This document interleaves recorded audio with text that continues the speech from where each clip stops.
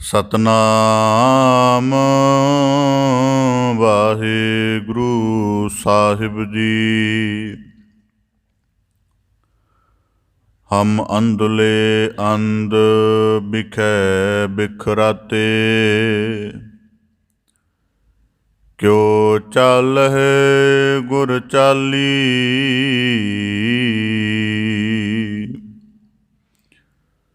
ਸਤਿਗੁਰ ਦਇਆ ਕਰੇ ਸੁਖ ਦਾਤਾ,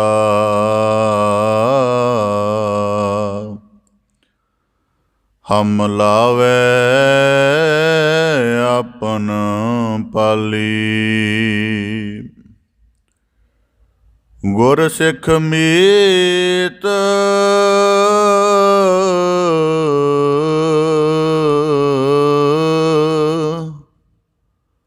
ਚਲਹੁ ਗੁਰ ਚਾਲੀ। ਜੋ ਗੁਰ ਕਹੈ ਸੋਈ ਪਲ ਮਾਨਹੁ, ਹਰ ਹਰ ਕਥਾ ਨਿਰਾਲੀ। ਚਰਨ ਚਲੋ ਮਾਰਗ ਗੋਬਿੰਦ, ਮਿਟਹਿ ਪਾਪ ਜਪੀਐ ਹਰ ਬਿੰਦ।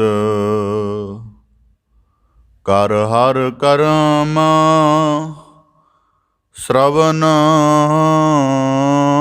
ਹਰ ਕਥਾ, ਹਰ ਦਰਗਹਿ ਨਾਨਕ ਉਜਲ ਮਥਾ। ਬੇਸੁਮਾਰ ਥਾਹ ਅਗਨਤ ਤੁਲੈ, ਜੋ ਬੁਲਾਵੋ ਤਿਉ ਨਾਨਕ ਦਾਸ ਬੋਲੇ।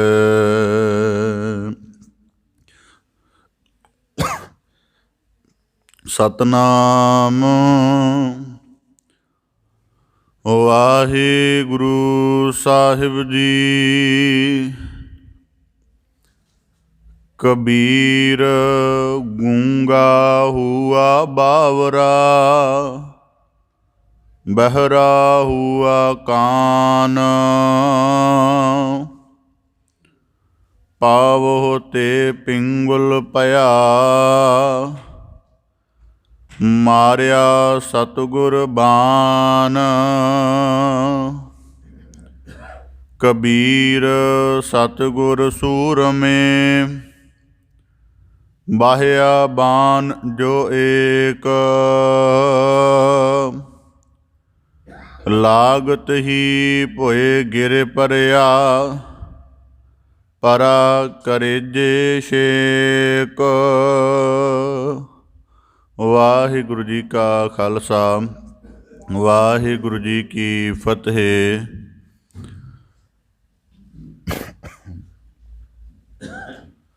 ਧੰਨ ਧੰਨ ਸਤਿਗੁਰੂ ਗੁਰੂ ਗਰੀਬ ਨਿਵਾਜ, ਪਤਿਤ ਪਾਵਨ ਭਗਤ ਵਛਲ, ਕਿਰਪਾ ਨਿਧ ਦਇਆ ਨਿਧ ਸਤਿਗੁਰੂ ਸ੍ਰੀ ਗੁਰੂ ਗ੍ਰੰਥ ਸਾਹਿਬ ਜੀ ਦੀਨ ਦਇਆਲ ਪਾਤਸ਼ਾਹ।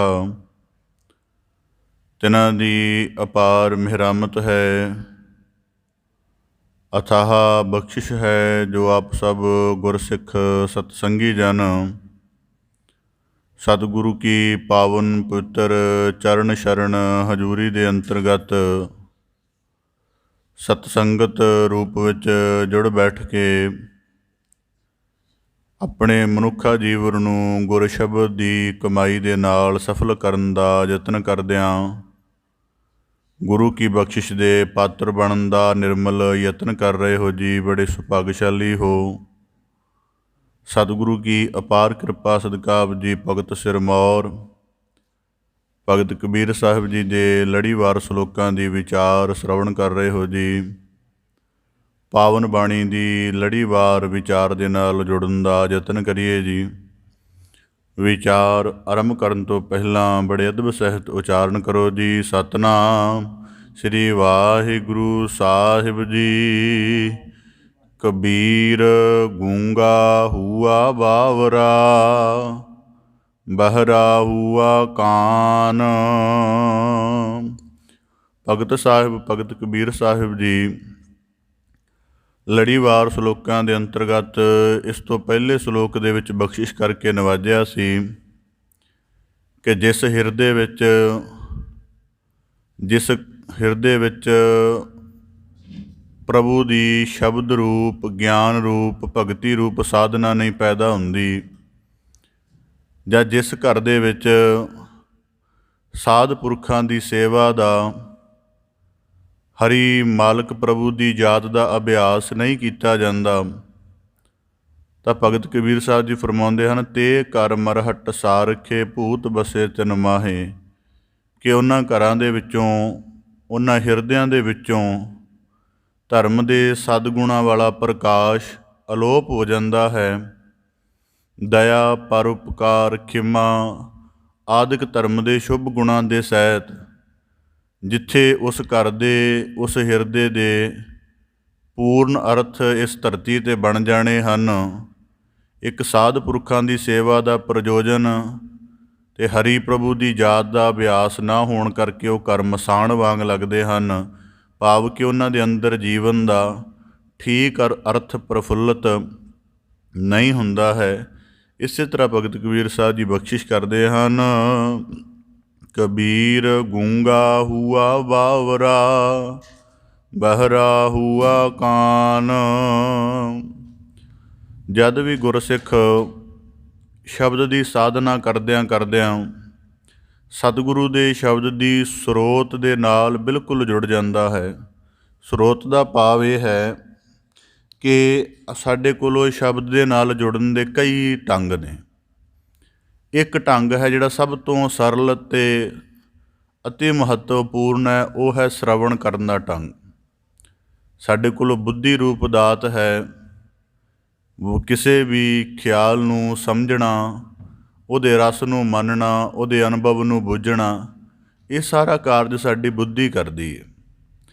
ਇਸ ਕਰਕੇ ਭਗਤ ਕਬੀਰ ਸਾਹਿਬ ਜੀ ਅੱਜ ਦੇ ਪਾਵਨ ਸ਼ਲੋਕ ਦੁਆਰਾ ਉਪਦੇਸ਼ ਬਖਸ਼ਿਸ਼ ਕਰਦੇ ਹਨ ਕਿ ਜਦੋਂ ਇੱਕ ਗੁਰਸਿੱਖ ਸਾਧਕ ਗੁਰੂ ਸ਼ਬਦ ਨਾਲ ਜੁੜਦਾ ਹੈ ਅਤੇ ਜਦੋਂ ਸ਼ਬਦ ਬਿਲਕੁਲ ਉਹਦੀ ਸਰੋਤ ਦੇ ਉੱਪਰ ਜਾ ਕੇ ਟਕਰਾਉਂਦਾ ਹੈ, ਭਾਵ ਕਿ ਜਿਵੇਂ ਅਸੀਂ ਕਈ ਦਫਾ ਜੀਵਨ ਦੇ ਬਹੁਤੇ ਸਬਕ ਕਿਸੇ ਨੁਕਸਾਨ ਤੋਂ ਲੈਂਦੇ ਹਾਂ। ਕਈ ਵਾਰੀ ਕੁਝ ਕਾਰਜ ਕਰਦਿਆਂ ਉਸ ਕਾਰਜ ਦੇ ਤਹਿਤ ਨੁਕਸਾਨ ਹੋ ਜਾਏ, ਦੁਰਘਟਨਾ ਹੋ ਜਾਏ, ਤਾਂ ਉਹਦਾ ਜਿਹੜਾ ਸਬਕ ਹੈ ਉਹ ਸਾਨੂੰ ਜ਼ਿੰਦਗੀ ਭਰ ਯਾਦ ਰਹਿੰਦਾ ਅਤੇ ਉਸੇ ਅਨੁਸਾਰ ਹੀ ਫਿਰ ਅਸੀਂ ਚੱਲਦੇ ਹਾਂ। ਅਤੇ ਉਹੋ ਜਿਹਾ ਕੰਮ ਜਦੋਂ ਦੁਬਾਰਾ ਕਰਨਾ ਪਏ ਅਤੇ ਕੰਮ ਕਰਨ ਨਾਲੋਂ ਵਧੇਰੇ ਧਿਆਨ ਇਹਤਿਆਤੀ ਦਾ ਰੱਖਦੇ ਹਾਂ।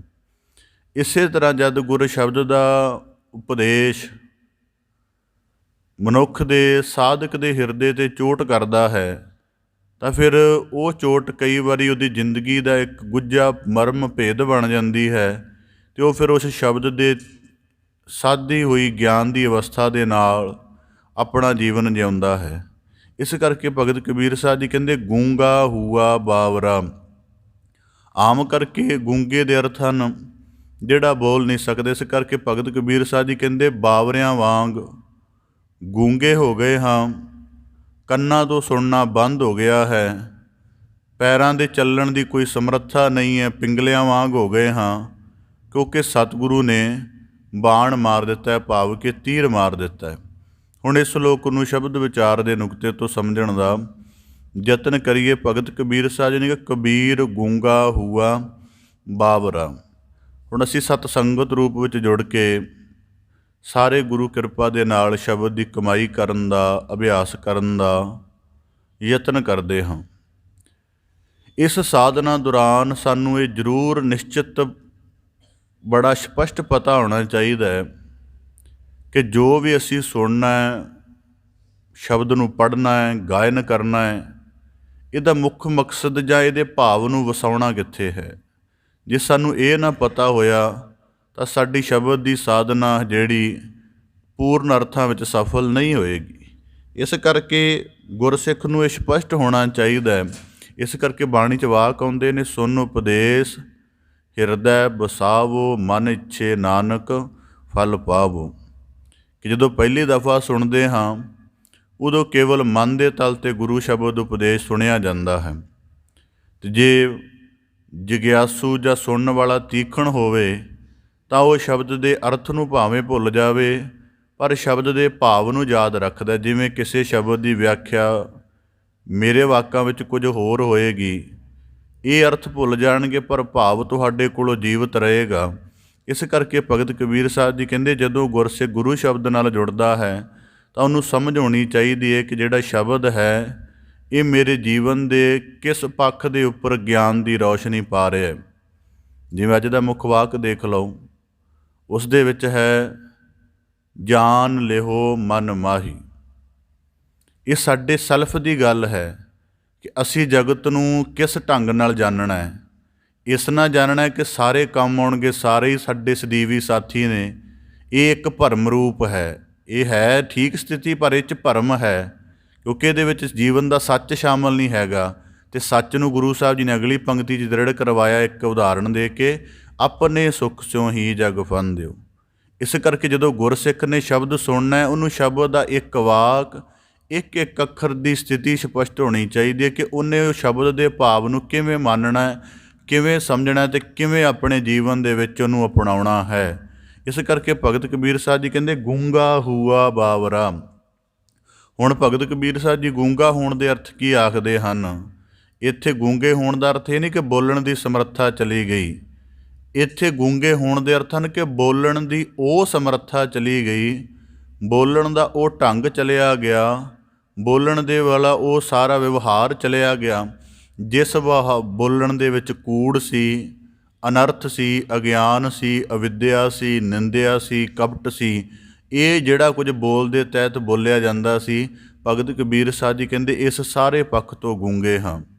ਹੁਣ ਅਸੀਂ ਦਿਨ ਭਰ ਦੇ ਵਿੱਚ ਮੰਨ ਲਓ ਜੇ 100 ਵਾਕ ਬੋਲਦੇ ਹੋਈਏ ਤਾਂ ਸਾਨੂੰ ਬਹੁਤ ਘੱਟ ਨਿਰਣਾ ਹੋਏਗਾ ਕਿ ਅਸੀਂ ਕਿਹੜਾ ਵਾਕ ਕਿਸ ਚੀਜ਼ ਤੋਂ ਪ੍ਰਭਾਵਿਤ ਜਾਂ ਕਿਸ ਵਿਸ਼ੇ 'ਤੇ ਕੇਂਦਰਿਤ ਬੋਲਿਆ ਹੈ। ਇਸ ਕਰਕੇ ਭਗਤ ਕਬੀਰ ਸਾਹਿਬ ਜੀ ਕਹਿੰਦੇ, ਗੂੰਗਾ ਹੂਆ ਬਾਵਰਾ। ਬਾਵਰਾ ਸ਼ਬਦ ਵੀ ਧਿਆਨ 'ਚ ਰੱਖਣ ਯੋਗ ਹੈ ਕਿ ਇੱਕ ਖਾਸ ਤਰ੍ਹਾਂ ਦੀ ਸ਼ਬਦ ਦੀ ਮਸਤੀ, ਸ਼ਬਦ ਦੀ ਨਵਾਜ਼ਿਸ਼ ਬੰਦੇ ਦੇ ਉੱਪਰ ਉਤਰਦੀ ਹੈ ਅਤੇ ਉਹ ਆਪਣੀ ਬੁੱਧੀ ਦੇ ਜਿਹੜੇ ਸੰਸਾਰਕ ਭਟਕਣ ਵਾਲੇ ਆਯਾਮ ਹੁੰਦੇ ਨੇ ਉਹਨਾਂ ਨੂੰ ਰੋਕਦਾ ਹੈ। ਅਤੇ ਇਹੀ ਉਹਦੇ ਸ਼ਬਦ ਦਾ ਅਭਿਆਸ ਹੁੰਦਾ, ਦਿਨ ਬਾਅਦ ਦਿਨ ਰੋਕ ਕੇ ਫਿਰ ਇੱਕ ਦਿਨ ਆਉਂਦਾ ਜਦ ਸ਼ਬਦ ਪੂਰੀ ਉਹਦੇ 'ਤੇ ਚੋਟ ਕਰ ਜਾਂਦਾ ਹੈ ਅਤੇ ਉਹਦੇ ਜੀਵਨ ਦੀ ਸਮੁੱਚੀ ਹਾਲਤ ਬਦਲ ਜਾਂਦੀ ਹੈ। ਤਾਂ ਭਗਤ ਕਬੀਰ ਸਾਹਿਬ ਜੀ ਕਹਿੰਦੇ, ਗੂੰਗੇ ਹੋ ਗਏ ਇਸ ਪੱਖ ਤੋਂ, ਕਿਉਂਕਿ ਹੁਣ ਸਾਡੇ ਕੋਲੋਂ ਨਿੰਦਿਆ ਦਾ ਵਾਕ ਨਹੀਂ, ਹੁਣ ਸਾਡੇ ਬੋਲਾਂ ਦੇ ਵਿੱਚ ਕਪਟ ਨਹੀਂ, ਹੁਣ ਸਾਡੇ ਹਿਰਦੇ ਦੇ ਵਿੱਚ ਛਲ ਦੀ ਭਾਵਨਾ ਨਹੀਂ ਅਤੇ ਉਹਨੂੰ ਕਿਸੇ ਹੋਰ ਢੰਗ ਨਾਲ ਵਾਕਾਂ ਦੁਆਰਾ ਪ੍ਰਗਟਾ ਨਹੀਂ ਰਹੇ। ਅਤੇ ਹੁਣ ਕਿਸੇ ਤਰ੍ਹਾਂ ਦੇ ਕੂੜ ਦਾ ਖਿਆਲ ਵੀ ਨਹੀਂ ਹਿਰਦੇ ਦੇ ਵਿੱਚ ਕਿ ਜਿਹਨੂੰ ਝੂਠ ਦੁਆਰਾ ਪ੍ਰਗਟਾਇਆ ਜਾ ਸਕੇ। ਹੁਣ ਹਿਰਦੇ ਵਿੱਚ ਮਲੀਨਤਾ ਵੀ ਨਹੀਂ ਕਿ ਜਿਹਦੇ ਕਰਕੇ ਮਨੁੱਖ ਦੇ ਵਾਕ ਸ਼ਬਦ ਜਿਹੜੇ ਬਾਹਰੋਂ ਆਉਣ ਵਾਲੇ ਮਲੀਨ ਹੋਣ। ਇਸ ਕਰਕੇ ਕਹਿੰਦੇ, ਕਬੀਰ ਗੂੰਗਾ ਹੂਆ ਬਾਵਰਾ। ਇਸ ਪੱਖ ਤੋਂ ਅਸੀਂ ਗੂੰਗੇ ਹਾਂ ਕਿ ਸਾਡੇ ਕੋਲ ਹੁਣ ਨਿੰਦਿਆ ਦੇ ਵਾਕ ਕਹਿਣ ਲਈ ਉਸ ਤਰ੍ਹਾਂ ਦੀ ਜ਼ੁਬਾਨ ਨਹੀਂ ਹੈ। ਕਿਵੇਂ? ਇਸ ਨੂੰ ਇਵੇਂ ਸਮਝ ਲਓ ਕਿ ਜਦੋਂ ਮਨੁੱਖ ਸ਼ਬਦ ਦੇ ਅਭਿਆਸ ਵਿੱਚ ਢਲ ਕੇ ਉਹਦੀ ਦੇਹ, ਉਹਦਾ ਸਾਰਾ ਕੁਝ ਪਵਿੱਤਰ ਹੋ ਜਾਂਦਾ ਹੈ ਅਤੇ ਫਿਰ ਉਹਦਾ ਇੱਕ ਕਰਮ ਬਣ ਜਾਂਦਾ ਕਿ ਇਸ ਪਵਿੱਤਰਤਾ ਦੀ ਬੜੀ ਸੰਭਾਲ ਕਰੇ। ਉਦਾਹਰਨ ਦੇ ਤੌਰ 'ਤੇ ਕਈ ਸਾਲ ਸ਼ਬਦ ਦਾ ਗਾਇਨ ਕਰਕੇ ਜੀਵਨ 'ਚ ਇਹ ਅਵਸਥਾ ਬਣੀ ਹੈ ਕਿ ਸ਼ਬਦ ਦੇ ਨਾਲ ਜੁੜ ਕੇ ਮਨੁੱਖ ਨੂੰ ਉਚੇਰਾ ਆਨੰਦ ਆਉਂਦਾ ਹੈ। ਅਤੇ ਇਸ ਆਨੰਦ ਦੀ ਜਿਹੜੀ ਸਥਿਤੀ ਹੈ, ਇਹਨੂੰ ਦੁਨਿਆਵੀ ਕਰਮ ਦੇ ਛੋਟੇ ਰੂਪ ਨੇ ਭੰਗ ਕਰਨਾ ਹੈ। ਇਹ ਦੁਨੀਆ ਜਿਹੜੀ ਗੁਰਬਾਣੀ 'ਚ ਵਾਕ ਆਉਂਦਾ ਨਾ ਕਿ ਸਤਿਗੁਰੂ ਸਾਹਿਬ ਜੀ ਕਹਿੰਦੇ, ਨਾਨਕ ਦੁਨੀਆ ਕੈਸੀ ਹੋਈ। ਜਿਨ੍ਹਾਂ ਕੋਲ ਦੁਨੀਆ ਦੀ ਸੈਂਸ ਹੈ ਉਹਨਾਂ ਨੂੰ ਪਤਾ ਲੱਗ ਜਾਂਦਾ ਕਿ ਸਾਡੀ ਜਿਹੜੀ ਅਧਿਆਤਮਿਕ ਕਮਾਈ ਹੈ ਜਾਂ ਜਿਹੜਾ ਸ਼ਬਦ ਦੇ ਨਾਲ ਜੁੜ ਕੇ ਅਸੀਂ ਜੀਵਨ ਦਾ ਅਨੁਭਵ ਮਾਣਿਆ, ਰਸ ਮਾਣਿਆ ਹੈ, ਇਹਨੂੰ ਪ੍ਰਭਾਵਿਤ ਕਰਨ ਦੀ ਪੂਰੀ ਸਮਰੱਥਾ ਸੰਸਾਰ ਕੋਲ ਹੈ। ਅਤੇ ਫਿਰ ਉੱਥੇ ਮਨੁੱਖ ਦਾ ਫਰਜ਼ ਬਣਦਾ ਕਿ ਆਪਣੀ ਅਧਿਆਤਮਿਕ ਕਮਾਈ ਦੀ ਸੰਭਾਲ ਕਰੇ। ਜਿਵੇਂ ਰੋਜ਼ਾਨਾ ਗੁਰਦੁਆਰਾ ਆ ਕੇ ਕਿਸੇ ਨੇਮ ਵਿੱਚ ਪੈ ਕੇ ਨੇਮ ਪ੍ਰੇਮ ਬਣਿਆ, ਪ੍ਰੇਮ ਦੇ ਵਿੱਚ ਸ਼ਰਧਾ ਦੇ ਭਾਵ ਬਣੇ ਤੇ ਗੁਰਸਿੱਖ ਦੀ ਪ੍ਰੀਤ ਗੁਰੂ ਚਰਨਾਂ ਨਾਲ ਪੱਕੀ ਬਣ ਗਈ। ਪਰ ਇਸ ਪ੍ਰੀਤ ਦੀ ਸਾਰ ਜਗਤ ਨੂੰ ਨਹੀਂ ਹੈ। ਹੁਣ ਇੱਕ ਬੰਦਾ, ਇੱਕ ਗੁਰਸਿੱਖ ਹੈ ਜਿਹੜਾ ਗੁਰੂ ਚਰਨਾਂ ਨਾਲ ਜੁੜਿਆ ਅਤੇ ਗੁਰੂ ਪ੍ਰੀਤ ਕਰਕੇ ਉਹ ਆਪਣੇ ਜੀਵਨ ਨੂੰ ਬੜਾ ਪਵਿੱਤਰ, ਬੜਾ ਰਹਿਮਤ ਭਰਿਆ ਮੰਨਦਾ ਹੈ। ਉਹ ਉਹਦਾ ਆਪਣਾ ਦ੍ਰਿਸ਼ਟੀਕੋਣ ਹੈ, ਆਪਣਾ ਅਹਿਸਾਸ ਹੈ। ਪਰ ਜਦੋਂ ਇਹੀ ਅਵਸਥਾ ਸੰਸਾਰ ਦੇ ਤੌਰ 'ਤੇ ਵਾਚੀ ਜਾਏਗੀ ਉਹਦੀ ਅਵਸਥਾ, ਅਤੇ ਹੋ ਸਕਦਾ ਕਈ ਵਾਰੀ ਉਹਦਾ ਬਿਲਕੁਲ ਵੀ ਭਾਵ ਨਾ ਵਿਚਾਰਿਆ ਜਾਵੇ ਅਤੇ ਉਹਨੂੰ ਬੜਾ ਛੋਟਾ ਜਾਣਿਆ ਜਾਵੇ। ਇਸ ਕਰਕੇ ਜਦੋਂ ਅਸੀਂ ਆਪਣੀ ਅਧਿਆਤਮਿਕ ਕਮਾਈ ਕਰਦੇ ਹਾਂ, ਜਿਵੇਂ 1.5-2 ਘੰਟੇ ਸਤਸੰਗ 'ਚ ਬਤੀਤ ਕਰਦੇ ਹਾਂ, ਤਾਂ ਉਸ ਤੋਂ ਅਗਲੇ ਘੱਟੋ ਘੱਟ 2 ਘੰਟੇ ਇਸ ਤਰ੍ਹਾਂ ਦੇ ਅਭਿਆਸ ਵਿੱਚ ਰੱਖਣੇ ਚਾਹੀਦੇ ਹਨ ਜਿਹਦੇ ਵਿੱਚ ਦੁਨੀਆ ਦਾ ਬਿਲਕੁਲ ਦਖਲ ਨਾ ਹੋਵੇ। ਜੇ ਅਸੀਂ ਤੁਰੰਤ ਬਾਅਦ ਦੁਨੀਆ ਦਾ ਦਖਲ ਸ਼ੁਰੂ ਕਰ ਦਿੰਦੇ ਹਾਂ, ਸਮਝ ਲਓ ਸਾਨੂੰ ਸਾਡੀ ਅਧਿਆਤਮਿਕ ਕਮਾਈ ਦੀ ਸਾਰ ਨਹੀਂ। ਇਸ ਕਰਕੇ ਭਗਤ ਕਬੀਰ ਸਾਹਿਬ ਜੀ ਕਹਿੰਦੇ ਗੂੰਗਾ ਹੂਆ ਬਾਵਰਾ। ਹੁਣ ਮਨੁੱਖ ਗੂੰਗਾ ਕਿਵੇਂ ਹੁੰਦਾ ਹੈ, ਇਸ ਨੁਕਤੇ ਨੂੰ ਵੀ ਸਮਝਣ ਦੀ ਲੋੜ ਹੈ। ਸਤਿਗੁਰੂ ਸਾਹਿਬ ਜੀ ਨੇ ਸਾਨੂੰ ਬਾਣੀ 'ਚ ਸ਼ਬਦ ਫਰਮਾਏ। ਸਤਿਗੁਰੂ ਸਾਹਿਬ ਜੀ ਦੇ ਸ਼ਬਦ ਹਨ, ਨਿੰਦਾ ਭਲੀ ਕਿਸੈ ਕੀ ਨਾਹੀ ਮਨ ਮੁਖ ਮੁਗਧ ਕਰਨ। ਨਿੰਦਾ ਦੇ ਉਪਜਣ ਦਾ ਪਹਿਲਾ ਕਾਰਨ ਕੀ ਹੈ ਕਿ ਜਦੋਂ ਮਨੁੱਖ ਧਰਤੀ 'ਤੇ ਛੋਟਾ ਵੱਡਾ, ਉੱਚਾ ਨੀਵਾਂ, ਗਲਤ ਸਹੀ, ਸੱਚ ਝੂਠ, ਇਹਨਾਂ ਭੇਦਾਂ ਨੂੰ ਸਹੀ ਤਰ੍ਹਾਂ ਜਦ ਨਹੀਂ ਬੁੱਝਦਾ ਅਤੇ ਆਪਣੇ ਮਨ ਦੇ ਉਲਾਰਾਂ ਦੇ ਵਿੱਚੋਂ ਚੀਜ਼ਾਂ ਦੇ ਨਿਰਣੇ ਕਰਨ ਲੱਗ ਪੈਂਦਾ। ਬੁੱਧੀ ਉਹਦੀ ਮਨਫੀ ਹੋ ਜਾਂਦੀ ਹੈ ਅਤੇ ਜਿਹੜੀਆਂ ਚੀਜ਼ਾਂ ਨੂੰ ਜਾਣਦਾ ਉਹਦੇ ਵਿੱਚ ਪਰਮੇਸ਼ਵਰੀ ਸਰੂਪ ਵੀ ਨਹੀਂ ਬੁੱਝਦਾ ਅਤੇ ਉਹਨੂੰ ਕੇਵਲ ਆਪਣੇ ਮਨ ਦੇ ਉਲਾਰਾਂ 'ਚ ਵਾਚੀ ਜਾਂਦਾ ਹੈ। ਫਿਰ ਆਪਣੀ ਹਸਤੀ ਦੇ ਨਾਲ ਉਹਦੀ ਤੁਲਨਾ ਕਰਦਾ ਹੈ। ਜੇ ਉਹ ਜ਼ਿਆਦਾ ਸ਼੍ਰੇਸ਼ਟ ਸਿੱਧ ਹੁੰਦੀ ਹੋਵੇ ਤਾਂ ਮਨ ਦੇ ਅੰਦਰ ਦਵੈਤ ਦੇ ਭਾਵ ਹੋਣ ਕਰਕੇ ਉਹਦੀ ਨਿੰਦ ਘੜਦਾ ਹੈ ਅਤੇ ਉਹਦੇ ਬਾਰੇ ਛੋਟੇ ਵਾਕ ਕਹਿਣ ਦਾ ਯਤਨ ਕਰਦਾ ਹੈ। ਨਿੰਦਿਆ ਦਾ ਇੱਕ ਰੂਪ ਜਿਹੜੀ ਭਗਤ ਕਬੀਰ ਸਾਹਿਬ ਜੀ ਨੇ ਕਿਹਾ ਉਹ ਕਿਸੇ ਹੋਰ ਪੱਖ 'ਚ ਹੈ। ਇਸ ਕਰਕੇ ਜਦੋਂ ਉਹ ਨਿੰਦ ਕਰਦਾ ਹੈ ਤਾਂ ਉਹਦੇ ਅੰਦਰ ਦਾ ਉਹ ਸਾਰਾ ਸ਼ਾਮਲ ਹੁੰਦੀ ਉਹਦੇ ਅੰਦਰ ਉਹ ਸਾਰੀ ਗੱਲ। ਅਤੇ ਭਗਤ ਕਬੀਰ ਸਾਹਿਬ ਜੀ ਕਹਿੰਦੇ ਗੁਰੂ ਦਾ ਸ਼ਬਦ ਕੀ ਕਰਦਾ ਹੈ। ਇਸ ਗੱਲ ਦਾ ਭਾਵ ਮੈਂ ਇਹ ਤਾਂ ਅਰਜ਼ ਕਰਦਾ, ਇਹਦੀ ਸਮਝ ਜਿਹੜਾ ਮਨੁੱਖ ਅੰਮ੍ਰਿਤ ਵੇਲੇ ਦੇ ਅਭਿਆਸ ਵਿੱਚ ਪੂਰਾ ਇਕਾਗਰ ਹੈ ਉਹਨੂੰ ਆਉਂਦੀ ਹੈ, ਦੂਜੇ ਨੂੰ ਨਹੀਂ ਆ ਸਕਦੀ ਭਾਵੇਂ ਕਿੰਨਾ ਵੀ ਯਤਨ ਕਰ ਲਏ। ਉਹਨੂੰ ਪਤਾ ਹੈ ਕਿ ਜਿਹੜਾ ਦਿਨ ਦੇ ਵਿੱਚ ਨਿੰਦ ਦਾ ਕੋਈ ਕਰਮ ਹੋ ਗਿਆ ਜਾਂ ਇਸ ਤਰ੍ਹਾਂ ਦਾ ਕੁਝ ਬੋਲਿਆ ਗਿਆ ਜਾਂ ਇਸ ਤਰ੍ਹਾਂ ਦੇ ਕੁਝ ਵਾਕ ਸੁਣੇ ਗਏ, ਕਹੇ ਗਏ, ਉਹ ਜਦੋਂ ਉਹਦੀ ਸਵੇਰ ਵੇਲੇ ਇਕਾਗਰਤਾ ਦੀ ਸਾਧਨਾ ਬਣਦੀ ਹੈ ਸਭ ਤੋਂ ਜ਼ਿਆਦਾ ਉਹਦੀ ਮੁਸ਼ਕਿਲ ਪੈਦਾ ਹੁੰਦੀ ਹੈ। ਉਹਦਾ ਕਿੰਨਾ ਸਮਾਂ ਇੰਝ ਹੀ ਲੰਘ ਜਾਂਦਾ, ਉਹਦੀ ਇਕਾਗਰਤਾ, ਉਹਦਾ ਰਸ ਸ਼ਬਦ ਦੇ ਅਭਿਆਸ ਨਾਲ ਨਹੀਂ ਬਣਦਾ। ਇਸ ਕਰਕੇ ਭਗਤ ਕਬੀਰ ਸਾਹਿਬ ਜੀ ਕਹਿੰਦੇ ਗੂੰਗਾ ਹੂਆ ਬਾਵਰਾ। ਇਸ ਕਰਕੇ ਇਸ ਪੱਖ ਤੋਂ ਗੂੰਗੇ ਚੰਗੇ ਹਾਂ, ਬਾਵਰੇ ਚੰਗੇ ਹਾਂ ਕਿ ਜਿਹਦੇ ਵਿੱਚ ਦੁਨੀਆ ਦੀ ਸੁੱਧ ਲੈ ਕੇ ਮਨੁੱਖ ਨੇ ਕਪਟ ਨਾਲ ਹੀ ਭਰਨਾ ਹੈ। ਇਸ ਕਰਕੇ ਬਹੁਤ ਵਾਰੀ ਇਸ ਤਰ੍ਹਾਂ ਦੇ ਵੀ ਸਾਨੂੰ ਮਿਲਣਗੇ, ਆ ਜੋ ਗੱਲਬਾਤ ਕਰੀਏ, ਪਰ ਗੱਲਬਾਤ ਦਾ ਨੁਕਤਾ ਕੋਈ ਬਹੁਤਾ ਹਾਇਰ ਨਹੀਂ ਹੁੰਦਾ। ਇਸ ਕਰਕੇ ਭਗਤ ਕਬੀਰ ਸਾਹਿਬ ਜੀ ਕਹਿੰਦੇ ਆਖਦੇ ਹਨ, ਕਬੀਰ ਗੂੰਗਾ ਹੂਆ ਬਾਵਰਾ। ਸਤਿਗੁਰੂ ਦਾ ਸ਼ਬਦ ਸੁਣਦੇ ਗਏ, ਹਿਰਦੇ ਦੇ ਵਿੱਚੋਂ ਦਵੈਤ ਨਿਕਲ ਗਿਆ, ਸਾਂਝੀ ਪ੍ਰਤੀਤ ਆ ਗਈ, ਹਿਰਦੇ ਦੇ ਅੰਦਰ ਅਥਾਹ ਗੁਣਾਂ ਦੇ ਪ੍ਰਕਾਸ਼ ਦੀ ਸੋਝੀ ਆ ਗਈ। ਜਿਵੇਂ ਇਸ ਤਰ੍ਹਾਂ ਦੇ ਨਾਲ ਹੈ ਕਿ ਜਦੋਂ ਮਨੁੱਖ ਨੂੰ ਗੁਣਾਂ ਦੀ ਸੋਝੀ ਨਹੀਂ ਹੁੰਦੀ ਉਦੋਂ ਵੀ ਨਿੰਦਿਆ ਕਰਦਾ। ਕਹਿੰਦੇ ਕਿਸੇ ਦਫਾ ਕੋਈ ਕੋਇਲ ਬੋਲ ਰਹੀ ਸੀ ਤਾਂ ਉਹ ਮਨੁੱਖ ਜਿਹੜਾ ਹੈ ਉਹਦੀ ਆਵਾਜ਼ ਸੁਣਨ ਦੀ ਬਜਾਏ ਕਹਿਣ ਲੱਗਾ ਕਿ ਕੋਇਲ ਨੂੰ ਕਹਿਣ ਲੱਗਾ ਕਿ ਤੇਰਾ ਆਵਾਜ਼ ਤਾਂ ਪਤਾ ਨਹੀਂ ਪਰ ਤੇਰਾ ਰੰਗ ਕਾਲਾ ਹੈ। ਅਤੇ ਅੱਗੋਂ ਕੋਇਲ ਦਾ ਜਵਾਬ ਇਹ ਲਿਖਿਆ ਗਿਆ ਕਿ ਰੰਗ ਦਾ ਵਿਸ਼ਾ ਫੁੱਲਾਂ ਵਿੱਚ ਦੇਖੀਦਾ ਹੈ। ਰੰਗ ਦਾ ਜਿਹੜਾ ਨੁਕਤਾ ਹੈ ਇਹਨੂੰ ਫੁੱਲਾਂ 'ਚ ਦੇਖੀਦਾ ਹੈ, ਜਿਹੜਾ ਸੰਗੀਤ ਦਾ ਨੁਕਤਾ ਹੈ ਇਹਨੂੰ ਪੰਛੀਆਂ ਦੇ ਵਿੱਚ ਜਾਂ ਹੋਰ ਸਾਰੇ ਪੱਧਰਾਂ 'ਤੇ ਦੇਖੀਦਾ। ਤੂੰ ਰੰਗ ਦਾ ਵਿਸ਼ਾ ਫੁੱਲ ਦੇ ਉੱਪਰ ਲਾਏਂਗਾ ਅਤੇ ਤੈਨੂੰ ਠੀਕ ਅਰਥ ਮਿਲ ਜਾਏਗਾ ਕਿ ਉਹਦੇ ਫੁੱਲ ਦੀ ਸੁੰਦਰਤਾ ਹੈ, ਪਰ ਮੇਰੇ ਨੂੰ ਤੂੰ ਸੰਗੀਤ ਦੇ ਵਿਸ਼ੇ 'ਚੋਂ ਦੇਖ ਕਿ ਮੇਰੀ ਆਵਾਜ਼ ਦੇ ਵਿੱਚ ਇੱਕ ਸੰਗੀਤ ਹੈ ਜਿਹੜਾ ਕੰਨਾਂ ਵਿੱਚ ਰਸ ਘੋਲਦਾ। ਇਸ ਕਰਕੇ ਅਸੀਂ ਜਦੋਂ ਸਾਨੂੰ ਗੁਣਾਂ ਦੀ ਸੂਝ ਵੀ ਨਹੀਂ ਨਾ ਹੁੰਦੀ ਉਦੋਂ ਵੀ ਮਨੁੱਖ ਨਿੰਦ ਘੜਦਾ ਹੈ। ਇਸ ਕਰਕੇ ਤਾਂ ਕਰਕੇ ਪਰਮੇਸ਼ਰ ਨੂੰ ਗੁਣੀ ਨਿਧਾਨ ਕਿਹਾ ਗਿਆ ਕਿ ਉਹਨੇ ਹਰੇਕ ਸ੍ਰਿਸ਼ਟੀ ਦੀ ਰਚਨਾ ਨੂੰ ਕਿਸੇ ਗੁਣ ਦੇ ਨਾਲ ਨਵਾਜ਼ਿਸ਼ ਕਰਕੇ ਧਰਤੀ 'ਤੇ ਰੱਖਿਆ ਹੋਇਆ ਹੈ। ਜੇ ਉਸ ਗੁਣ ਦਾ ਸੁਭਾਵ ਇਸ ਕਰਕੇ ਜੁੜਨਾ ਮਾਲਕ ਨਾਲ ਹੈ, ਪਰ ਜਦੋਂ ਉਹਦੇ ਅਭਿਆਸ ਨੂੰ ਖਲਕਤ ਵਿੱਚ ਬੁੱਝਣਾ ਹੈ ਤਾਂ ਭਾਵੇਂ ਜੀਵ ਕਿੰਨਾ ਵੀ ਅਵਗੁਣੀ ਕਿਉਂ ਨਾ ਹੋਵੇ, ਸਾਨੂੰ ਉਹਦੇ ਗੁਣ ਪੱਖ ਦੀ ਫਿਰ ਵੀ ਸਮਝ ਆ ਜਾਏਗੀ ਅਤੇ ਅਸੀਂ ਉਹਦਾ ਉਸ ਨੁਕਤੇ ਤੋਂ ਅਦਬ ਪੈਦਾ ਕਰ ਲਾਂਗੇ ਅਤੇ ਨਿੰਦ ਕਰਮ ਤੋਂ ਸਾਡਾ ਛੁਟਕਾਰਾ ਹੋ ਜਾਏਗਾ। ਇਸ ਕਰਕੇ ਸਾਡੇ ਕਿਸੇ ਦਫਾ ਹੀ ਜਦ ਆਰੰਭ ਵਿੱਦਿਅਕ ਦੌਰਾਨ ਗੁਜ਼ਰਦੇ ਸਨ ਤਾਂ ਕਿਸੇ ਦੀ ਨਿੰਦ ਕਰਮ ਜਦ ਕਿਤੇ ਕਰਨ ਲੱਗ ਪੈਣਾ ਤਾਂ ਨਿਰਦੇਸ਼ਨ ਹੁੰਦਾ ਸੀ ਅਧਿਆਪਕਾਂ ਦਾ ਕਿ ਅੱਜ ਠੀਕ ਆ, ਤੁਸੀਂ 20-25 ਮਿੰਟ ਨਿੰਦਿਆ ਕੀਤੀ ਇਹਦੀ ਜਿਵੇਂ ਵੀ ਹੈ, ਹੁਣ 20 ਮਿੰਟ ਲਾ ਕੇ ਜਿੰਨਾ ਉਹਦਾ ਜੀਵਨ ਦੇਖਿਆ ਉਹਦੇ ਵਿੱਚੋਂ ਗੁਣਾਂ ਦੀ ਤਬੀਅਤ ਕੱਢੋ ਕਿ ਉਹਦੇ ਵਿੱਚ ਗੁਣ ਕਿਸ ਕਿਸ ਪੱਧਰ ਦੇ ਹਨ, ਤਾਂ ਕਿ ਤੁਹਾਨੂੰ ਉਹਦੇ ਦੋਵੇਂ ਪੱਖ ਸਮਝ ਆਉਣ।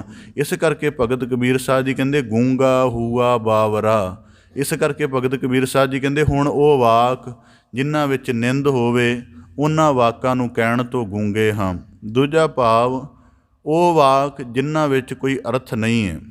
ਇਸ ਕਰਕੇ ਬਿਨ ਅਰਥ, ਜਿਵੇਂ ਬਾਣੀ 'ਚ ਵਾਕ ਹੁੰਦਾ ਨਾ, ਬਹੁਤਾ ਬੋਲਣ ਝੱਖਣ ਹੋਏ, ਉਹਦਾ ਭਾਵ ਹੈ ਕਿ ਜੇ ਤੁਸੀਂ ਆਪ ਕਿਸੇ ਉੱਚੀ ਸਰੋਤ ਨਾਲ ਨਹੀਂ ਜੁੜੇ ਹੋਏ ਹੋ ਤਾਂ ਤੁਹਾਡਾ ਬੋਲ, ਸਾਡਾ ਬੋਲ ਕਿਸੇ ਗਿਆਨ ਦੇ ਅਰਥ ਵਿੱਚ ਨਹੀਂ ਹੋਏਗਾ। ਇਸ ਕਰਕੇ ਬਾਣੀ ਵਿੱਚ ਐਸੇ ਵਾਕ ਆਉਂਦੇ ਨੇ, ਹਰ ਕਾ ਬਿਲੋਵ ਨਾ ਬਿਲੋਵੋ ਮੇਰੇ ਭਾਈ, ਸਹਿਜ ਬਿਲੋਵੋ ਜੈਸੇ ਤਤ ਨਾ ਜਾਈ। ਇੱਕ ਸੁਚੱਜੀ ਸੁਆਣੀ ਜਦ ਮੱਖਣ ਰਿੜਕਣ ਕੱਢਣ ਦੀ ਕਿਰਿਆ ਕਰਦੀ ਹੈ ਤਾਂ ਕਹਿੰਦੇ ਉਹ ਇੰਨੀ ਸਪਸ਼ਟਤਾ ਦੇ ਨਾਲ, ਇੰਨੇ ਸਹਿਜ ਨਾਲ ਆਪਣਾ ਹੱਥੋਂ ਭਾਂਡੇ ਅੰਦਰ ਚਲਾਉਂਦੀ ਹੈ ਕਿ ਇੱਕ ਕਿਣਕਾ ਵੀ ਜਿਹੜਾ ਮੱਖਣ ਦਾ ਉਹ ਦੂਸਰੇ ਤਰਫ ਨਹੀਂ ਜਾਣ ਦਿੰਦੀ। ਇਸੇ ਤਰ੍ਹਾਂ ਸਾਡੇ ਬੋਲ ਦੀ ਸੰਭਾਲ ਇੰਨੀ ਹੋਣੀ ਚਾਹੀਦੀ ਹੈ ਕਿ ਸਾਨੂੰ ਪਤਾ ਲੱਗੇ ਸਾਡੇ ਬੋਲ ਵਿੱਚ ਦਵੈਤਤਾ ਨਹੀਂ, ਨਿੰਦਤਾ ਨਹੀਂ, ਕੂੜਤਾ ਨਹੀਂ, ਅਨਰਥਤਾ ਨਹੀਂ, ਅਵਿਦਿਆਤਾ ਨਹੀਂ, ਅਗਿਆਨਤਾ ਨਹੀਂ। ਜਦੋਂ ਇਸ ਸਾਰੇ ਦੀ ਵਿਚਾਰ ਨੂੰ ਮਨੁੱਖ ਜਾਣ ਲੈਂਦਾ ਹੈ ਫਿਰ ਉਹਨੂੰ ਸਮਝ ਆਉਂਦੀ ਹੈ ਕਬੀਰ ਗੂੰਗਾ ਹੂਆ ਬਾਵਰਾ, ਅਤੇ ਇਸ ਗੂੰਗੇ ਹੋਣ ਦੇ ਲਈ ਸ਼ਬਦ ਦੀ ਸਾਧਨਾ ਕੀਰਤਨ ਰੂਪ ਦੇ ਵਿੱਚ ਕਰਨੀ ਪੈਂਦੀ ਹੈ। ਜਿਹੜੇ ਇਹ ਸਾਧਨਾ ਨਹੀਂ ਕਰ ਸਕਦੇ ਉਹਨਾਂ ਦਾ ਅੰਤਰੀਵ ਸ਼ਾਂਤ ਨਹੀਂ ਹੋਣ ਵਾਲਾ। ਇਸ ਕਰਕੇ ਭਗਤ ਕਬੀਰ ਸਾਹਿਬ ਜੀ ਕਹਿੰਦੇ ਗੂੰਗਾ ਹੂਆ ਬਾਵਰਾ। ਹੁਣ ਗੂੰਗੇ ਹੋਣ ਦੀ ਇਹ ਸਥਿਤੀ, ਇੱਕ ਗੂੰਗੇ ਹੋਣ ਦਾ ਭਾਵ ਹੋਰ ਵੀ ਹੈ ਕਿ ਜਦ ਕਿਸੇ ਤਰ੍ਹਾਂ ਦੀ ਚਰਚਾ ਕਰਨ ਦਾ ਖਿਆਲ ਆਉਂਦਾ ਹੈ, ਇਸ ਖਿਆਲ ਨੂੰ ਮਨ ਪੈਦਾ ਕਰਦਾ ਹੈ, ਅਤੇ ਮਨ ਜਿਸ ਪੱਖ ਤੋਂ ਪ੍ਰਭਾਵਿਤ ਹੋਵੇਗਾ ਉਵੇਂ ਦਾ ਖਿਆਲ ਪੈਦਾ ਕਰੇਗਾ। ਇਸ ਕਰਕੇ ਮਨ ਦਾ ਜਿਹੜਾ ਸੰਸਾਰ ਹੈ ਉਹ ਜਦੋਂ ਵਿਆਖਿਆ ਦੇ ਵਿੱਚ ਬੋਲਦਾ ਹੈ, ਵਿਆਖਿਆ ਦੇ ਵਿੱਚ ਗੱਲ ਉਚਾਈ ਦੀ ਹੁੰਦੀ ਹੈ, ਉਹ ਆਪਣੇ ਛੋਟੇਪਣ ਨੂੰ ਲੈ ਕੇ ਬਹਿ ਜਾਂਦਾ ਅਤੇ ਨਿੰਦ ਦਾ ਕਰਮ ਪੈਦਾ ਕਰਦਾ। ਇਸ ਕਰਕੇ ਕਿਤੇ ਬੜੀ ਬਾਰੀਕੀ ਦੇ ਨਾਲ ਅੱਜ ਕੱਲ੍ਹ ਦੇ ਕਥਾ ਦੇ ਡਿਸਕੋਰਸ ਦੇਖ ਲੈਣਾ, ਉਹਦੇ ਵਿੱਚ 7% ਜਿਹੜੀ ਹੈ, ਬਹੁਤ ਪ੍ਰਤੀਸ਼ਤ ਜਿਹੜੀ ਹੈ ਬੰਦੇ ਦਾ ਜਾਂ ਦਵੈਤ ਬੋਲ ਰਿਹਾ ਹੁੰਦਾ, ਜਾਂ ਉਹਦੇ ਅੰਦਰ ਦੇ ਉਲਾਰ ਬੋਲ ਰਹੇ ਹੁੰਦੇ ਨੇ, ਜਾਂ ਉਹਦੇ ਅੰਦਰ ਦਾ ਅਸਾਧਿਆ ਹੋਇਆ ਅਰਥ ਦਾ ਪਸਾਰ ਬੋਲ ਰਿਹਾ ਹੁੰਦਾ। ਇਸ ਕਰਕੇ ਭਗਤ ਕਬੀਰ ਸਾਹਿਬ ਜੀ ਕਹਿੰਦੇ ਗੂੰਗਾ ਹੂਆ ਬਾਵਰਾ, ਕਿ ਜਦੋਂ ਮਨ ਦੇ ਤਲ 'ਤੇ ਬਾਰ-ਬਾਰ ਗੁਰੂ ਸ਼ਬਦ ਨੂੰ ਸੁਣਿਆ, ਇਸ ਕਰਕੇ ਗੁਰੂ ਸ਼ਬਦ ਨੂੰ ਸੁਣ ਕੇ ਸਾਨੂੰ ਆਪਣੀ ਪਵਿੱਤਰਤਾ ਦਾ ਅਹਿਸਾਸ ਹੋਣਾ ਸ਼ੁਰੂ ਹੋ ਗਿਆ, ਕਿਉਂਕਿ ਗੁਣਾਂ ਦੀ ਸੂਝ ਆਉਣ ਲੱਗ ਪਈ, ਅੰਦਰੂਨ ਪਵਿੱਤਰ ਹੋਇਆ। ਅੰਦਰੂਨ ਪਵਿੱਤਰ ਹੁੰਦਿਆਂ ਹੁੰਦਿਆਂ ਫਿਰ ਮਨੁੱਖ ਨੂੰ ਲੱਗਿਆ, ਫਿਰ ਆਪਣੇ ਆਪ ਪਤਾ ਲੱਗਣ ਲੱਗ ਪੈਂਦਾ ਹੈ ਕਿ ਜਿਹੜਾ ਨਿੰਦ ਕਰਮ ਸੁਣ ਲਿਆ, ਕਰ ਲਿਆ, ਇਹ ਮੈਨੇ ਸਾਨੂੰ ਮੈਲਾ ਕੀਤਾ ਹੈ। ਇਸ ਕਰਕੇ ਭਗਤ ਕਬੀਰ ਸਾਹਿਬ ਜੀ ਕਹਿੰਦੇ ਇਸ ਪੱਖ ਤੋਂ ਮੈਲੇ ਹਨ। ਇੱਕ ਹੋਰ ਵੀ ਆਪਦੇ ਸਨਮੁਖ ਪ੍ਰਮਾਣ ਰੱਖਦਿਆਂ, ਕਿਸੇ ਜਗ੍ਹਾ ਗੁਰਮੁਖਾਂ ਦੀ ਮਜਲਿਸ ਜੁੜੀ ਹੋਈ ਸੀ, ਬੜੇ ਸ਼੍ਰੇਸ਼ਟ ਉਹਦੇ ਵਿੱਚ ਗੁਰਮੁਖ ਜੁੜ ਬੈਠੇ ਸਨ। ਕੋਈ ਇੱਕ ਪੁਰਸ਼ ਉਹਨਾਂ ਵਿੱਚੋਂ ਬੋਲ ਰਿਹਾ ਸੀ, ਉਹ ਕਿਸੇ ਦੇ ਜੀਵਨ ਬਾਰੇ ਨਿੰਦਿਆ ਦੇ ਵਾਕ ਕਹਿ ਰਿਹਾ ਸੀ, ਬਾਕੀ ਸਾਰੇ ਵੀ ਉਹਦਾ ਹੁੰਗਾਰਾ ਭਰੀ ਜਾ ਰਹੇ ਸਨ। ਇੱਕ ਉਹਨਾਂ ਦੇ ਵਿੱਚੋਂ ਹੁੰਗਾਰਾ ਨਾ ਭਰੇ, ਉਹ ਕਾਫੀ ਸਮਾਂ ਬੋਲਦਾ ਰਿਹਾ ਪਰ ਉਸਨੇ ਨਾ ਬੋਲਿਆ, ਕੋਈ ਜਰਾ ਜਿੰਨਾ ਧਿਆਨ ਵੀ ਨਾ ਦਿੱਤਾ ਉਹਦੀ ਤਰਫ। ਜਦੋਂ ਸਾਰੇ ਗੱਲ ਕਰ ਹਟੇ ਤਾਂ ਉਹਨਾਂ ਨੇ ਪੁੱਛਿਆ ਕਿ ਤੁਸੀਂ ਜੀ ਆਪਣੇ ਕਿਸ ਖਿਆਲ ਵਿੱਚ ਗੁੰਮ ਹੋ, ਅਸੀਂ ਚਰਚਾ ਕਰ ਰਹੇ ਹਾਂ, ਤੁਸੀਂ ਕੁਝ ਦੱਸਿਆ ਸੁਣਿਆ ਨਹੀਂ। ਉਹ ਕਹਿਣ ਲੱਗਾ ਮੈਂ ਸਾਰਾ ਸੁਣਿਆ, ਪਰ ਮੈਂ ਸੁਣਿਆ ਕਿਸੇ ਹੋਰ ਨੁਕਤੇ ਤੋਂ। ਕਹਿਣ ਲੱਗੇ ਜੀ ਕਿਸ ਨੁਕਤੇ ਤੋਂ? ਕਹਿਣ ਲੱਗੇ ਕਿ ਜਦੋਂ ਤੁਸੀਂ ਨਿੰਦ ਕਰ ਰਹੇ ਸੀ ਕਿਸੇ ਸ਼ਖਸ ਦੀ, ਜਿਹੜੇ ਤੁਸੀਂ ਵਾਕ ਕਹਿ ਰਹੇ ਸੀ, ਤੁਹਾਡੀ ਅਵਸਥਾ ਦਾ ਮੈਨੂੰ ਨਹੀਂ ਪਤਾ, ਤੁਹਾਡਾ ਮਨੋਭਾਵ ਕੀ ਨੇ, ਪਰ ਮੈਂ ਸਮਝ ਰਿਹਾ ਸਾਂ ਕਿ ਜੇ ਜੀਵਨ ਦੇ ਵਿੱਚ ਨਿੰਦ ਹੁੰਦੀ ਹੈ ਉਹ ਅਵਗਣ ਕਰਕੇ ਹੁੰਦੀ ਹੈ। ਤੁਸੀਂ ਉਹਦਾ ਜ਼ਿਕਰ ਕਰ ਰਹੇ ਸੀ, ਪਰ ਮੈਨੂੰ ਇਉਂ ਸੁਣ ਰਿਹਾ ਸੀ ਕਿ ਜੇ ਉਹੀ ਅਵਗਣ ਮੇਰੇ ਜੀਵਨ ਦੇ ਅੰਦਰ ਹੋਣ ਤਾਂ ਨਿੰਦ ਕਰਮ ਮੇਰਾ ਵੀ ਹੋਵੇਗਾ ਮੇਰੀ ਗੈਰ ਹਾਜ਼ਰੀ ਤੋਂ ਬਾਅਦ। ਇਸ ਕਰਕੇ ਤੁਹਾਡੇ ਨਿੰਦ ਕਰਮ ਨੂੰ ਸੁਣਦਿਆਂ ਜਿੰਨੇ ਅਵਗੁਣਾਂ ਕਰਕੇ ਨਿੰਦਿਆ ਹੋਈ ਆ, ਉਹਨਾਂ ਅਵਗੁਣਾਂ ਦੇ ਭਾਵ ਨੂੰ ਮੈਂ ਆਪਣੇ ਅੰਤਰੀਵ ਦੇ ਵਿੱਚ ਵਿਚਾਰ ਰਿਹਾ ਸਾਂ। ਇਸ ਕਰਕੇ ਤੁਹਾਨੂੰ ਲੱਗ ਰਿਹਾ ਸੀ ਕਿ ਮੈਂ ਤੁਹਾਡੀ ਗੱਲ ਦੇ ਤਰਫ ਧਿਆਨ ਨਹੀਂ ਦਿੱਤਾ। ਇਸ ਕਰਕੇ ਭਗਤ ਕਬੀਰ ਸਾਹਿਬ, ਬਾਬਾ ਫਰੀਦ ਸਾਹਿਬ ਜੀ ਦੇ ਵਾਕ ਹਨ, ਆਪਨੜੇ ਗਿਰੀਵਾਨ ਮੈਂ। ਦੁਨੀਆ ਦੀ ਕੋਈ ਚਰਚਾ ਦੇਖਦੇ ਹੋ, ਜੀਵਨ ਦਾ ਕੋਈ ਵੀ ਵਰਤਾਰਾ ਦੇਖਦੇ ਹੋ, ਪਹਿਲਾਂ ਉਹਨੂੰ ਆਪਣੇ ਸਵੈ ਦੇ ਉੱਪਰ ਥੋੜ੍ਹਾ ਲਗਾ ਕੇ ਦੇਖ ਲੈਣਾ ਕਿ ਉਹ ਕਿੰਨਾ ਕੁ ਫਿੱਟ ਬੈਠਦਾ ਹੈ। ਇਸ ਕਰਕੇ ਭਗਤ ਕਬੀਰ ਸਾਹਿਬ ਜੀ ਕਹਿੰਦੇ ਗੂੰਗਾ ਹੂਆ ਬਾਵਰਾ। ਇਸ ਕਰਕੇ ਜਿਹੜਾ ਕਿ ਸੂਫੀ ਸਾਧਕਾਂ ਦੇ ਵਿੱਚ ਨਾ ਉਹਨਾਂ ਨੇ ਮਨ ਨੂੰ ਕੁਕੜੀ ਦੇ ਨਾਲ ਤੁਲਨਾ ਦਿੱਤੀ ਇੱਕ ਜਗ੍ਹਾ। ਉਹ ਕਹਿੰਦੇ ਨੇ ਕਿ ਇਹ ਦਾਣਾ ਚੁੱਗਦੀ ਹੈ, ਫਿਰ ਸਿਰ ਚੁੱਕ ਕੇ ਕੁੜ-ਕੁੜ ਕਰਦੀ ਹੈ, ਸਾਰਾ ਦਿਨ ਇੰਝ ਹੀ ਚੱਲਦੀ ਹੈ, ਸ਼ਾਂਤ ਨਹੀਂ ਹੁੰਦੀ, ਆਲੇ ਵਿੱਚ ਵੀ ਹੋਵੇ ਤਾਂ ਵੀ ਸ਼ਾਂਤ ਨਹੀਂ ਹੁੰਦੀ। ਉਵੇਂ ਕਹਿੰਦੇ ਮਨ ਦਾ ਸੁਭਾਅ ਇਹਦੇ ਵਰਗਾ ਹੈ, ਇਹਨੇ ਆਪਣੀ ਕੁੜ-ਕੁੜ ਦੇ ਵਿੱਚ ਲੱਗੇ ਰਹਿਣਾ ਅਤੇ ਉਸ ਕੁੜ-ਕੁੜ ਨੂੰ ਜੇ ਤੁਸੀਂ ਕਰਮ ਬਣਾ ਲਿਆ ਅਤੇ ਫਿਰ ਇਹਨੇ ਐਸੀ ਸਾਨੂੰ ਰਸਾਤਲ ਦੇ ਵਿੱਚ ਫਸਾਉਣਾ ਹੈ ਕਿ ਫਿਰ ਕਦੀ ਮਨ ਬੋਲਣ ਤੋਂ ਹਟਣਾ ਹੀ ਨਹੀਂ ਅਤੇ ਇਹਨੇ ਹਰ ਤਰਫ ਮੰਗ ਕਰਦੇ ਰਹਿਣਾ ਹੈ। ਇਸ ਕਰਕੇ ਭਗਤ ਕਬੀਰ ਸਾਹਿਬ ਜੀ ਕਹਿੰਦੇ ਜਦੋਂ ਗੁਰੂ ਸ਼ਬਦ ਨੂੰ ਸੁਣਿਆ ਅਤੇ ਮਨ ਸਹਿਜ ਅਵਸਥਾ ਵਿੱਚ ਆਇਆ ਕਿ ਬਹੁਤਾ ਕੁਝ ਬੋਲਣਾ, ਬਹੁਤਾ ਕੁਝ ਜਾਣਨਾ ਜਾਂ ਬਹੁਤਾ ਕੁਝ ਕਹਿਣਾ ਇਹਦੇ ਜੇ ਵੱਡੇ ਅਰਥ ਨਹੀਂ ਤਾਂ ਛੱਡ ਦਿੱਤਾ ਜਾਵੇ ਤਾਂ ਭਗਤ ਕਬੀਰ ਸਾਹਿਬ ਜੀ ਕਹਿੰਦੇ ਗੂੰਗਾ ਹੂਆ ਬਾਵਰਾ। ਇਸ ਕਰਕੇ ਬਾਵਰੇ ਦਾ ਅਰਥ ਅੰਦਰੋਂ ਦਵੈਤ ਚਲਿਆ ਗਿਆ, ਬਾਵਰੇ ਦਾ ਅਰਥ ਅੰਦਰ ਗਿਆਨ ਦਾ ਪ੍ਰਕਾਸ਼ ਹੋ ਗਿਆ ਅਤੇ ਵਾਕ ਨੂੰ ਕਿਸ ਰੂਪ ਦੇ ਵਿੱਚ ਕਹਿਣਾ ਇਹਦੀ ਸੋਝੀ ਆ ਗਈ। ਤਾਂ ਕਰਕੇ ਭਗਤ ਕਬੀਰ ਸਾਹਿਬ ਜੀ ਕਹਿੰਦੇ ਗੂੰਗਾ ਹੂਆ ਬਾਵਰਾ ਬਹਿਰਾ ਹੂਆ ਕਾਨ। ਕਹਿੰਦੇ ਪਹਿਲਾਂ ਇਸ ਕਰਕੇ ਇਹ ਗੱਲ ਯਾਦ ਰੱਖਣ ਯੋਗ ਹੈ ਕਿ ਜਿਹੜਾ ਬੋਲ ਹੈ, ਹੁਣ ਇਹਦੇ ਵਿੱਚ ਇੱਕ ਜਿਹੜੀ ਮਨੋਵਿਗਿਆਨਕ ਗੱਲ ਇਹ ਹੈ ਕਿ ਬੋਲਣ ਦੀ ਗੱਲ ਭਗਤ ਕਬੀਰ ਸਾਹਿਬ ਜੀ ਨੇ ਪਹਿਲਾਂ ਕੀਤੀ ਹੈ, ਸੁਣਨ ਦੀ ਬਾਅਦ 'ਚ ਕੀਤੀ ਹੈ।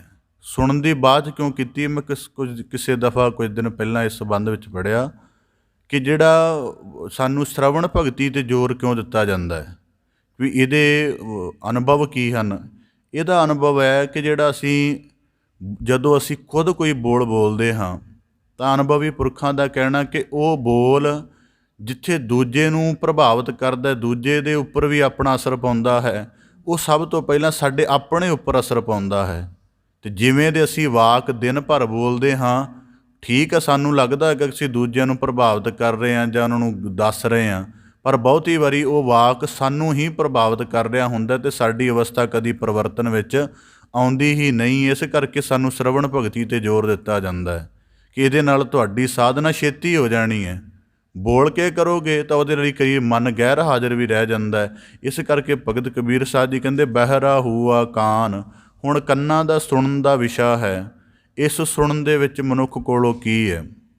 ਇਸ ਕਰਕੇ ਭਗਤ ਕਬੀਰ ਸਾਹਿਬ ਜੀ ਕਹਿੰਦੇ ਬਹਿਰਾ ਹੂਆ ਕਾਨ। ਕੰਨ ਦੇ ਵਿਸ਼ਾ ਸੁਣਨ ਦਾ ਹੈ। ਇਸ ਸੁਣਨ ਦੇ ਨਾਲ ਜੇ ਨਿੰਦ ਤਾਈ ਦੀ ਅਵਗੁਣਾ ਦੀ ਮੈਲ ਮੇਰੇ ਅੰਦਰ ਪ੍ਰਵੇਸ਼ ਕਰ ਜਾਵੇ ਤਾਂ ਮੈਂ ਇਸ ਨੁਕਤੇ ਤੋਂ ਬਹਿਰਾ ਵੀ ਹਾਂ, ਭਾਵ ਕਿ ਬੋਲਾ ਹਾਂ। ਮੈਨੂੰ ਐਸੇ ਵਾਕ ਨਹੀਂ ਸੁਣਦੇ ਹਨ ਜਿਨ੍ਹਾਂ ਵਾਕਾਂ ਦੇ ਵਿੱਚ ਦੁਨਿਆਵੀ ਕੂੜ ਦੀ ਕਿਸਮ ਦਾ ਜ਼ਿਕਰ ਹੋਵੇ। ਇਸ ਕਰਕੇ ਇਹਨੂੰ ਆਪਾਂ ਗਿਆਨ ਇੰਦਰੀਆਂ ਦੀ ਪਵਿੱਤਰਤਾ ਵੀ ਆਖ ਸਕਦੇ ਹਾਂ। ਜਿਵੇਂ ਅਸੀਂ ਆਪਣੇ ਚਿੱਟੇ ਵਸਤਰਾਂ ਨੂੰ ਚਿੱਟੇ ਹੀ ਰੱਖਣ ਦਾ ਯਤਨ ਕਰਦੇ ਹਾਂ, ਘੱਟੇ ਮਿੱਟੀ ਤੋਂ ਬਚਾਉਂਦੇ ਹਾਂ, ਇੰਝ ਜਿਹੜਾ ਮਨੁੱਖ ਸ਼ਬਦ ਦੀ ਸਾਧਨਾ ਨਾਲ ਜੁੜਿਆ ਹੈ ਉਹ ਆਪਣੇ ਸ਼ਰਵਣ ਨੂੰ ਅਤੇ ਆਪਣੇ ਬੋਲਣ ਨੂੰ ਵੀ ਪਵਿੱਤਰ ਰੱਖਦਾ ਹੈ। ਇਸ ਕਰਕੇ ਭਗਤ ਕਬੀਰ ਸਾਹਿਬ ਜੀ ਕਹਿੰਦੇ ਬਹਿਰਾ ਹੂਆ ਕਾਨ, ਅਤੇ ਕੰਨ ਦੇ ਸੁਣਨ ਦੇ ਵਿੱਚ ਵਿਸ਼ੇ ਕਰਕੇ। ਇਸ ਕਰਕੇ ਕਿਸੇ ਜਗ੍ਹਾ ਪ੍ਰਮਾਣ, ਇੱਕ ਜਗ੍ਹਾ ਕਿਸੇ ਸਰਲ ਬੰਦਗੀ ਵਾਲੇ ਪੁਰਸ਼ ਨੇ ਨਾ ਦੱਸਿਆ, ਮੈਨੂੰ ਬੜਾ ਪ੍ਰਭਾਵਿਤ ਕੀਤਾ ਉਸਨੇ। ਉਹ ਕਹਿਣ ਲੱਗੇ ਜਦੋਂ ਕਦੇ ਹਨੇਰੀ ਚੱਲਦੀ ਹੈ ਨਾ, ਪਤਾ ਹੈ ਕਿ ਹਨੇਰੀ ਦੇ ਵਿੱਚ ਧੂੜ ਮਿੱਟੀ ਉੱਡੇਗੀ, ਕੱਖ ਕਣ ਉੱਡਣਗੇ, ਅਤੇ ਕਹਿੰਦੇ ਜਿਹੜੇ ਸਿਆਣੇ ਹੁੰਦੇ ਨਾ ਕਰਦੇ, ਉਹ ਸਾਰੇ ਪਰਦੇ, ਖਿੜਕੀਆਂ, ਰੌਸ਼ਨਦਾਨ, ਦਰਵਾਜ਼ਾ ਸਭ ਕੁਝ ਬੰਦ ਕਰ ਦਿੰਦੇ ਨੇ। ਉਹਨਾਂ ਨੂੰ ਪਤਾ ਜੇ ਬੰਦ ਨਾ ਕੀਤਾ ਤਾਂ ਇਹ ਸਾਰਾ ਕੂੜਾ ਕਰਕਟ ਘਰ ਦੇ ਅੰਦਰ ਆਏਗਾ। ਕਹਿੰਦੇ ਇੰਝ ਹੀ ਜਦੋਂ ਅਸੀਂ ਦੁਨਿਆਵੀ ਜਗਤ ਵਿਚਰਦੇ ਹਾਂ ਤਾਂ ਦੁਨਿਆਵੀ ਜਗਤ ਦਾ ਜਿਹੜਾ ਸਾਰਾ ਪਸਾਰ ਬਣਿਆ ਹੋਇਆ ਹੈ ਇਹ ਸਾਨੂੰ ਮੈਲਾ ਕਰਨ ਦੇ ਲਈ ਹੀ ਹੈ। ਇਹ ਕਿਸੇ ਨਾ ਕਿਸੇ ਰੂਪ ਵਿੱਚ ਵਾਕ ਕਹਿ ਕੇ ਮੈਲਾ ਕਰੇਗਾ, ਦ੍ਰਿਸ਼ ਦੁਆਰਾ ਮੈਲਾ ਕਰੇਗਾ, ਸ਼ੋਅ ਦੁਆਰਾ ਮੈਲਾ ਕਰੇਗਾ, ਕਿਸੇ ਨਾ ਕਿਸੇ ਢੰਗ ਨਾਲ ਸਾਡੇ ਅੰਦਰ ਮੈਲ ਜ਼ਰੂਰ ਭੇਜੇਗਾ।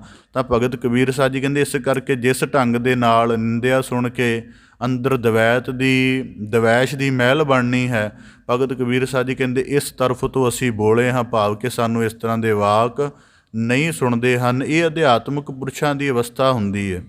ਜਿਹੜੇ ਪੂਰਨ ਪੁਰਖ ਜ਼ਿੰਦਗੀ ਦੇ ਵਿੱਚ ਆਪ ਜੀ ਜਿਨ੍ਹਾਂ ਨੇ ਦੇਖੇ ਹੋਣਗੇ ਉਹਨਾਂ ਨੂੰ ਇਸ ਗੱਲ ਦਾ ਅਨੁਭਵ ਹੋਏਗਾ ਕਿ ਬਹੁਤ ਘੱਟ ਬੋਲਣਾ, ਬਹੁਤ ਘੱਟ ਕਹਿਣਾ ਉਹਨਾਂ ਦੇ ਜੀਵਨ ਦਾ ਵਿਸ਼ਾ ਕਿਉਂ ਹੁੰਦਾ ਹੈ। ਉਹ ਵਿਸ਼ਾ ਇਸ ਕਰਕੇ ਹੁੰਦਾ ਹੈ, ਜਾਂ ਤਾਂ ਗਿਆਨ, ਜਿਵੇਂ ਲਾਓ ਤਜੇ ਆਖਦਾ ਹੈ ਕਿ ਜਿਹੜਾ ਮੂਰਖ ਹੈ ਉਹ ਤਾਂ ਬੋਲਦਾ ਹੈ, ਸਿਰਫ ਉਹਨੇ ਬੋਲਣਾ ਹੁੰਦਾ ਹੈ, ਅਤੇ ਜਿਹੜਾ ਸਿਆਣਾ ਹੈ ਉਹ ਤਾਂ ਬੋਲਦਾ ਹੈ ਕਿ ਉਹਦੇ ਕੋਲੋਂ ਬੋਲਣ ਦਾ ਕੋਈ ਗਹਿਰਾ ਅਰਥ ਹੁੰਦਾ ਹੈ, ਗਹਿਰਾ ਅਨੁਭਵ ਹੁੰਦਾ ਹੈ।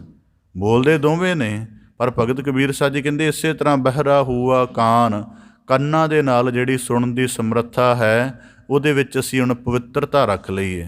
ਇਸ ਕਰਕੇ ਭਗਤ ਕਬੀਰ ਸਾਹਿਬ ਜੀ ਆਖਦੇ ਹਨ ਬਹਿਰਾ ਹੂਆ ਕਾਨ। ਹੁਣ ਆਪਣੇ ਸ਼ਰਵਣ ਦੀ ਪਵਿੱਤਰਤਾ ਕਿਵੇਂ ਬਣਾਈ ਜਾਵੇ, ਇਹਦਾ ਵੀ ਇੱਕ ਕਰਮ ਹੈ। ਸ਼ਰਵਣ ਦੀ ਪਵਿੱਤਰਤਾ ਦੇ ਲਈ ਮਨੁੱਖ ਨੂੰ ਬੜਾ ਸਮਾਂ ਇਕੱਲਿਆਂ ਬਿਤਾਉਣਾ ਪੈਂਦਾ ਹੈ। ਕਿ ਕਦੇ ਦੇਖਣਾ, ਇਸ ਗੱਲ ਦਾ ਅਭਿਆਸ ਕਰਕੇ ਦੇਖ ਲੈਣਾ, 4-5 ਦਿਨ ਕਿਸੇ ਨਾਲ ਗੱਲ ਨਾ ਕਰਨਾ, ਕੁਝ ਕਹਿਣਾ ਉਹਨਾਂ 4-5 ਦਿਨ, ਦੇਖਣਾ ਮਨ ਦੇ ਅੰਦਰ ਕਿੰਨੀ ਹਲਚਲ ਪੈਦਾ ਹੁੰਦੀ ਹੈ। ਮਨ ਬਾਰ-ਬਾਰ ਕਹੇਗਾ ਜਾ ਗੱਲ ਕਰ ਕਿਸੇ ਨਾਲ, ਜੇ ਨਹੀਂ ਕਰਨੀ ਤਾਂ ਕਿਸੇ ਦੀ ਸੁਣ। ਇਹ ਆਪਣੇ ਮਨ ਦੇ ਅਪਵਿੱਤਰ ਹੋਣ ਦੀ ਅਵਸਥਾ ਨੂੰ ਸੁਣਨ ਅਤੇ ਕਹਿਣ ਦੇ ਨੁਕਤੇ ਤੋਂ ਜਾਣਨਾ ਹੋਵੇ ਤਾਂ 4-5 ਦਿਨ ਦਾ ਇਕਾਂਤ ਲੈ ਕੇ ਦੇਖ ਲੈਣਾ, ਜਿਹਦੇ ਵਿੱਚ ਨਾ ਬੋਲਣਾ ਹੋਵੇ ਅਤੇ ਨਾ ਸੁਣਨਾ ਹੋਵੇ। ਦੇਖਣਾ ਉਹਦੇ ਵਿੱਚ ਮਨ ਕਿੰਨੀ ਵਾਰੀ ਖਿਆਲ ਦੇ ਕੇ ਅੰਦੋਲਤ ਕਰੇਗਾ ਕਿ ਕੁਝ ਕਹਿ ਨਹੀਂ ਸਕਦਾ ਅਤੇ ਕੁਝ ਸੁਣਨ ਦੇ ਵਿੱਚ ਫਿਰ ਉਹ ਸੁਣਨ ਦਾ ਵੀ ਭਾਵ ਬੁਝਣਾ ਵੀ ਕਿਸ ਸੁਣਨ ਦੀ ਮੰਗ ਕਰਦਾ ਹੈ। ਦੁਨਿਆਵੀ ਕੂੜ ਕਿਸਮ ਦਾ ਸੁਣਨ ਦੀ ਮੰਗ ਕਰਦਾ ਹੈ, ਸ਼ਬਦ ਦੁਆਰਾ ਪਵਿੱਤਰਤਾ ਦੀ ਮੰਗ ਕਰਦਾ, ਜਾਂ ਕਿਸੇ ਹੋਰ ਚੀਜ਼ ਦੀ ਮੰਗ ਕਰਦਾ ਹੈ। ਇਸ ਕਰਕੇ ਭਗਤ ਕਬੀਰ ਸਾਹਿਬ ਜੀ ਕਹਿੰਦੇ ਬਹਿਰਾ ਹੂਆ ਕਾਨ, ਭਾਵ ਕਿ ਸ਼ਬਦ ਦੇ ਨਾਲ ਆਪਣੇ ਕੰਨਾਂ ਦੇ ਉਸ ਵਿਸ਼ੇ, ਸੁਣਨ ਦੇ ਵਿਸ਼ੇ ਨੂੰ ਇੰਨਾ ਸਾਧ ਲੈ ਕੇ ਹੁਣ ਇਹਦੇ ਦੁਆਰਾ ਵਾਕ ਪ੍ਰਵੇਸ਼ ਨਹੀਂ ਕਰਦਾ। ਮਹਾਤਮਾ ਬੁੱਧ ਜੀਵਨ ਦੇ ਇੱਕ ਬੜੀ ਕਮਾਲ ਦੀ ਗੱਲ, ਉਹ ਮੌਨ ਵਿੱਚ ਜ਼ਿਆਦਾ ਰਹਿੰਦੇ ਸਨ। ਕਿਸੇ ਨਗਰ ਦੇ ਵਿੱਚ ਜਾ ਬੈਠੇ ਤਾਂ ਉੱਥੇ ਉਹਨਾਂ ਨੇ ਸੋਚਿਆ ਕਿ ਸਾਧੂ ਪੁਰਖ ਆਏ ਨੇ, ਨਗਰ ਦੇ ਬੜੇ ਲੋਕ ਇਕੱਠੇ ਹੋ ਕੇ ਉਹਨਾਂ ਦੇ ਸਾਹਮਣੇ ਬੈਠ ਗਏ। ਉਹ ਆਪਣੇ ਮੌਨ ਦੇ ਵਿੱਚ ਸਨ ਅਤੇ ਕਾਫੀ ਸਮਾਂ, ਘੰਟਾ 2 ਘੰਟੇ ਬੈਠੇ ਰਹੇ। ਉਹ ਲੋਕ ਸੁਣਨ ਵੀ ਇਹ ਸਾਨੂੰ ਗਿਆਨ ਦਾ ਕੋਈ ਉਪਦੇਸ਼ ਦੇਣ, ਉਹ ਮੌਨ ਬੈਠੇ ਰਹੇ। ਉਹਨਾਂ ਦੇ ਵਿੱਚੋਂ ਇੱਕ ਕਾਲਾ ਪੈ ਗਿਆ, ਕਹਿਣ ਲੱਗਾ ਜੀ ਅਸੀਂ ਤੁਹਾਡਾ ਉਪਦੇਸ਼ ਸੁਣਨ ਆਏ, ਤੁਸੀਂ ਅੱਗੋਂ ਚੁੱਪ ਕਰਕੇ ਬੈਠੇ ਹੋ, ਇਹ ਕੋਈ ਗੱਲ ਤਾਂ ਨਾ ਹੋਈ, ਸਾਨੂੰ ਕੋਈ ਉਪਦੇਸ਼ ਦੱਸੋ। ਮਹਾਤਮਾ ਬੁੱਧ ਨੇ ਬੜੇ ਕਮਾਲ ਦੇ ਵਾਕ ਕਹੇ, ਕਹਿਣ ਲੱਗੇ ਮੇਰਾ ਮੌਨ ਇੰਨਾ ਜ਼ਿਆਦਾ ਗਹਿਰਾ ਹੈ, ਮੈਨੂੰ ਤੁਹਾਡੇ ਸਾਰਿਆਂ ਦੇ ਮਨ ਦੀ ਜਿਹੜੀ ਹਲਚਲ ਕਸ਼ਮਕਸ਼ ਹੋ ਰਹੀ ਹੈ ਇਹ ਠੀਕ ਸੁਣਾਈ ਦੇ ਰਹੀ ਹੈ। ਮੈਂ ਮੌਨ 'ਚ ਇਸੇ ਕਰਕੇ ਹੀ ਹਾਂ ਕਿ ਤੁਹਾਡੇ ਮਨਾਂ ਅੰਦਰ, ਤੁਹਾਡੀ ਦੇਹ ਅੰਦਰ, ਦੇਹ ਤੋਂ ਮਨ ਅੰਦਰ ਜੋ ਜਿਵੇਂ ਦਾ ਖਿਆਲ ਚੱਲ ਰਹੇ ਹਨ ਉਹਨਾਂ ਸਾਰਿਆਂ ਦੀ ਮੈਨੂੰ ਅਸ਼ਾਂਤੀ ਸੁਣਾਈ ਦੇ ਰਹੀ ਹੈ। ਇਸ ਕਰਕੇ ਤੁਹਾਡੀ ਅਸ਼ਾਂਤੀ ਦੇ ਵਿੱਚ ਮੈਂ ਆਪਣਾ ਬੋਲ ਨਹੀਂ ਕਹਿ ਸਕਦਾ। ਇਸ ਕਰਕੇ ਮੈਂ ਇਸ ਨੁਕਤੇ ਨੂੰ ਕਿਸੇ ਦਫਾ ਸਮਝਣ ਦਾ ਯਤਨ ਕੀਤਾ। ਬਾਣੀ 'ਚ ਨਾ ਇੱਕ ਵਾਕ ਹੁੰਦਾ, ਜਿੱਥੇ ਏਕੋ ਨਾਮ ਵਖਾਣੀਐ, ਜਿੱਥੇ ਇੰਨੀ ਪੀਸ ਹੋਵੇ ਕਿ ਕਹਿਣ ਵਾਲਾ ਵੀ ਆਪਣੇ ਦੁਨਿਆਵੀ ਕਿਸਮ ਦੇ ਸਾਰੇ ਖਿਆਲ ਤੋਂ ਮਨਫੀ ਹੋਵੇ ਅਤੇ ਸੁਣਨ ਵਾਲਾ ਵੀ ਮਨਫੀ ਹੋਵੇ, ਇੰਨੀ ਉਚੇਰੀ ਸੁਰਤ ਵਾਲੇ ਬੰਦੇ ਕਹਿਣ ਸੁਣਨ ਦੇ ਲਈ ਕਿਤੇ ਬੈਠੇ ਹੋਣ ਤਾਂ ਸਤ ਸੰਗਤ ਬਣਦੀ ਹੈ। ਤਾਂ ਭਗਤ ਕਬੀਰ ਸਾਹਿਬ ਜੀ ਆਖਦੇ ਹਨ ਬਹਿਰਾ ਹੂਆ ਕਾਨ, ਕੰਨਾਂ ਦੇ ਉਸ ਸ਼ਰਵਣ ਅਭਿਆਸ ਤੋਂ ਬੋਲੇ ਹੋ ਗਏ ਆ ਜਿਹਦੇ ਨਾਲ ਮਨੁੱਖ ਦੇ ਅੰਦਰ ਅਗਿਆਨ ਅਵਿਦਿਆ ਪ੍ਰਵੇਸ਼ ਕਰਨੀ। ਇਸ ਕਰਕੇ ਇਹਨੂੰ ਆਪਣੀ ਅਧਿਆਤਮਿਕ ਜੀਵਨ ਦੀ ਸੰਭਾਲ ਕਿਹਾ ਜਾਂਦਾ ਹੈ। ਅਧਿਆਤਮਿਕ ਜੀਵਨ ਦਾ ਸੰਭਾਲ ਉਹੀ ਕਹਿਣਾ ਜਿਹਦਾ ਅਰਥ ਹੋਵੇ ਜਾਂ ਜਿਹਦੇ ਵਿੱਚ ਸ਼ਬਦ ਦਾ ਪ੍ਰਕਾਸ਼ ਹੋਵੇ, ਉਹੀ ਸੁਣਨਾ ਜਿਹਦੇ ਵਿੱਚ ਗਿਆਨ ਦਾ ਅਰਥ ਸੰਮਿਲਿਤ ਹੋਵੇ ਅਤੇ ਜਿਸ ਸੁਣਨ ਦੇ ਨਾਲ ਮਨੁੱਖ ਦੀ ਉਚਾਈ ਬਣਨੀ ਹੈ। ਇਸੇ ਤਰ੍ਹਾਂ ਭਗਤ ਕਬੀਰ ਸਾਹਿਬ ਜੀ ਫਰਮਾਉਂਦੇ ਹਨ ਪਾਵਹੁ ਤੇ ਪਿੰਗਲ ਪਿਆ, ਮਾਰਿਆ ਸਤਿਗੁਰ ਬਾਣ। ਹੁਣ ਪਿੰਗਲਾ ਬੰਦਾ ਕਿਸੇ ਜਗ੍ਹਾ ਤੁਰ ਕੇ ਨਹੀਂ ਜਾ ਸਕਦਾ, ਕਿਸ ਕੇ ਵੀ ਜਾਣਾ ਹੋਵੇ ਬੜਾ ਸਮਾਂ ਲੱਗੇਗਾ। ਇਸ ਤਰ੍ਹਾਂ ਭਗਤ ਕਬੀਰ ਸਾਹਿਬ ਜੀ ਕਹਿੰਦੇ ਸਤਿਗੁਰੂ ਦੇ ਬਾਣ ਦੇ ਨਾਲ ਮਨ ਪਿੰਗਲ ਪੈ ਗਿਆ। ਪਿੰਗਲ ਦਾ ਭਾਵ ਕਿ ਉਹ ਚੱਲਣ ਤੋਂ ਅਸਮਰੱਥ ਹੋ ਗਿਆ। ਚੱਲਣ ਦਾ ਭਾਵ ਕੀ ਹੈ ਕਿ ਉਹ ਜਿੰਨੇ ਮਨ ਦੇ ਫੁਰਨੇ ਹਨ ਉਹਨਾਂ ਦੀ ਤਰਫ ਹੁਣ ਮਨ ਨਹੀਂ ਜਾਂਦਾ। ਹੁਣ ਮਨ ਬਿਲਕੁਲ ਲੂਲੇ ਲੰਗੜੇ ਪਿੰਗਲੇ ਵਾਂਗ ਹੋ ਗਿਆ ਹੈ ਕਿ ਇਹਨੂੰ ਭਾਵੇਂ ਮਾਇਆ ਕਿੰਨੇ ਖਿਆਲ ਦੇਵੇ, ਕਦੀ ਲੋਭ ਦਾ, ਕਦੀ ਹੰਕਾਰ ਦਾ, ਇਹ ਚੱਲਦਾ ਹੀ ਨਹੀਂ। ਇਹ ਇੱਕ ਜਗ੍ਹਾ ਟਿਕ ਕੇ ਬਹਿ ਗਿਆ। ਹੁਣ ਇਸ ਤਰ੍ਹਾਂ ਦੇ ਇਹਨੂੰ ਭਰਮਾ ਹੀ ਨਹੀਂ ਸਕਦੇ। ਜਿਵੇਂ ਉਦਾਹਰਨ ਦੇ ਤੌਰ 'ਤੇ ਲੂਲੇ ਪਿੰਗਲੇ ਬੰਦੇ ਨੂੰ ਆਲੇ ਦੁਆਲੇ ਬੱਚੇ ਇਕੱਠੇ ਹੋ ਕੇ ਕਹਿਣ ਆ ਜਾਓ ਕੋਈ ਨਾ ਕੋਈ ਖੇਡ ਖੇਡੀਏ, ਤਾਂ ਉਹ ਯਤਨ ਹੀ ਨਹੀਂ ਕਰਦਾ। ਉਹਨੂੰ ਪਤਾ ਮੇਰੇ ਕੋਲ ਚੱਲਣ ਦੀ ਸਮਰੱਥਾ ਹੀ ਨਹੀਂ ਹੈ, ਭੱਜਣ ਦੀ ਸਮਰੱਥਾ ਹੀ ਨਹੀਂ ਹੈ। ਇੰਜ ਤਰ੍ਹਾਂ ਗੁਰੂ ਸਾਹਿਬ ਭਗਤ ਕਬੀਰ ਸਾਹਿਬ ਜੀ ਕਹਿੰਦੇ ਜਦੋਂ ਗੁਰੂ ਸ਼ਬਦ ਨਾਲ ਮਨ ਜੁੜ ਜਾਂਦਾ ਹੈ ਤਾਂ ਫਿਰ ਉਹਦੇ ਭੱਜਣ ਦੇ ਸਾਰੇ ਨੁਕਤੇ ਹੀ ਮੁੱਕ ਜਾਂਦੇ ਹਨ। ਕਿਉਂਕਿ ਉਹਨੂੰ ਪਤਾ ਹੈ ਕਿ ਜਿਹੜਾ ਮਨ ਦੇ ਫੁਰਨਿਆਂ ਦੀ ਤਰਫ ਭੱਜਣਾ ਹੈ, ਇਹਨੇ ਆਪਣਾ ਆਖਰੀ ਟਿਕਾਣਾ ਅਸ਼ਾਂਤੀ ਦੇ ਉੱਪਰ ਜਾ ਕੇ ਹੀ ਬਣਾਉਣਾ, ਇਸ ਕਰਕੇ ਭੱਜਣਾ ਹੀ ਨਹੀਂ। ਤਾਂ ਕਰਕੇ ਜਿਹੜਾ ਭਗਤ ਬੰਦਾ ਉਹ ਦੁਨੀਆ ਤੋਂ ਨਾ ਵਿਰਲਾ ਜਿਹਾ ਹੋ ਜਾਂਦਾ। ਉਹ ਕਰੇ ਕਿ ਹੁਣ ਉਹਨੂੰ ਗਿਆਨ ਦਾ ਆਦਰਸ਼ ਕਹਿ ਰਿਹਾ ਹੁੰਦਾ ਕਿ ਤੂੰ ਇੰਝ ਜੀ, ਜੇ ਉਹਦੇ ਅਨੁਸਾਰ ਨਾ ਜੀਵੇ ਤਾਂ ਉਹਨੂੰ ਆਪਣੇ ਜੀਵਨ 'ਚ ਗਿਰਾਵਟ ਮਹਿਸੂਸ ਹੁੰਦੀ ਹੈ। ਪਰ ਦੁਨੀਆ ਸਮਝਦੀ ਹੈ ਕਿ ਇਹ ਜੀ ਪਤਾ ਨਹੀਂ ਕੀ ਬਣ ਗਿਆ, ਸਾਡੇ ਤੋਂ ਪਰਾਂ ਪਰਾਂ ਰਹਿੰਦਾ। ਇਸ ਕਰਕੇ ਭਗਤ ਹੁਣ ਤਾਂ ਕਰਕੇ ਹੁਣ ਕਈ ਦੇਖਣਾ, ਮੈਂ ਕਈ ਐਸੇ ਵੀ ਦੇਖੇ ਹਨ, ਜ਼ਿੰਦਗੀ ਮਤਲਬ 60-70 ਸਾਲ ਦੀ ਉਹਨਾਂ ਦੀ ਆਜੂ ਹੋ ਗਈ, ਕਿਸੇ ਮਜਲਿਸ 'ਚ ਬੈਠੇ ਹੀ ਨਹੀਂ, ਕਦੇ ਰਿਸ਼ਤੇਦਾਰੀ 'ਚ ਨਹੀਂ ਬੈਠੇ, ਕਦੇ ਸਮਾਜਿਕ ਜਿਹੜਾ ਚਰਚਾ ਉਹਦੇ 'ਚ ਨਹੀਂ ਬੈਠੇ, ਇੱਥੋਂ ਤੱਕ ਕਿ ਪਰਿਵਾਰ ਦੇ ਇਕੱਠ 'ਚ ਵੀ ਨਹੀਂ ਬੈਠੇ। ਮੈਂ ਇੱਕ ਦਫਾ ਐਸਾ ਪੁੱਛ ਦੇਖਿਆ, ਮੈਂ ਕਿਹਾ ਜੀ ਕਿੱਡੀ ਕੁ ਤੁਹਾਡੀ ਅਵਸਥਾ ਹੈ? ਕਹਿੰਦਾ ਪਰਿਵਾਰ 'ਚ ਬੈਠ ਜਾਓ, ਇਹਨਾਂ ਕੋਲ ਵੀ ਆਹੀ ਸੰਸਾਰ ਦੇ ਰੌਲਾ ਗੌਲਾ ਹੈ, ਇਹ ਕੋਈ ਉਚਾਈ ਨਹੀਂ ਬਣਾਉਂਦੇ ਕਹਿੰਦਾ ਬੰਦੇ ਦੀ। ਬਸ ਕਹਿੰਦਾ ਇਹਨਾਂ ਕੋਲ ਆਪਣੀਆਂ ਲੋੜਾਂ, ਇੱਛਾਵਾਂ ਜਾਂ ਹੋਰ ਜਿਹੜਾ ਇਹਨਾਂ ਦੇ ਆਲੇ ਦੁਆਲੇ ਸਮਾਜ ਨਾਲ ਤਣਾਅ ਚੱਲਦੇ ਨੇ, ਉਹਨਾਂ ਦੀ ਚਰਚਾ। ਕਹਿੰਦਾ ਇਸ ਕਰਕੇ ਕਹਿੰਦਾ ਮੈਨੂੰ ਅੱਜ ਇਤਨਾ ਸਮਾਂ ਹੋ ਗਿਆ, ਮੈਂ ਖੁਦ ਦੇਖਿਆ ਉਹ 2-3 ਸਾਲ ਦੇ ਸਮੇਂ 'ਚ ਮੈਂ ਉਹਨੂੰ ਕਿਤੇ ਕਿਸੇ ਮਜਲਿਸ 'ਚ ਬੈਠਿਆ ਨਹੀਂ ਦੇਖਿਆ। ਇਹ ਹੁੰਦੀ ਹੈ ਇਸ ਕਰਕੇ ਜਿਹੜਾ ਨਰਚਾਲ ਨਿਰਾਲੀ ਆ ਉਹ ਇਸ ਤਰ੍ਹਾਂ ਹੀ ਹੁੰਦੀ ਹੈ ਕਿ ਉਹ ਬੰਦਾ ਆਪਣੇ ਜੀਵਨ ਨੂੰ ਪ੍ਰਮੁੱਖ ਮੰਨ ਲੈਂਦਾ ਹੈ। ਇਸ ਕਰਕੇ ਉਹਨੇ ਆਪਣੀ ਅਧਿਆਤਮਿਕ ਕਮਾਈ ਦੀ ਸੰਭਾਲ ਕਰਨੀ। ਅਤੇ ਸਾਡੀ ਅਧਿਆਤਮਿਕ ਕਮਾਈ ਦੀ ਸੰਭਾਲ ਪਤਾ ਕਿੰਨੀ ਹੈ?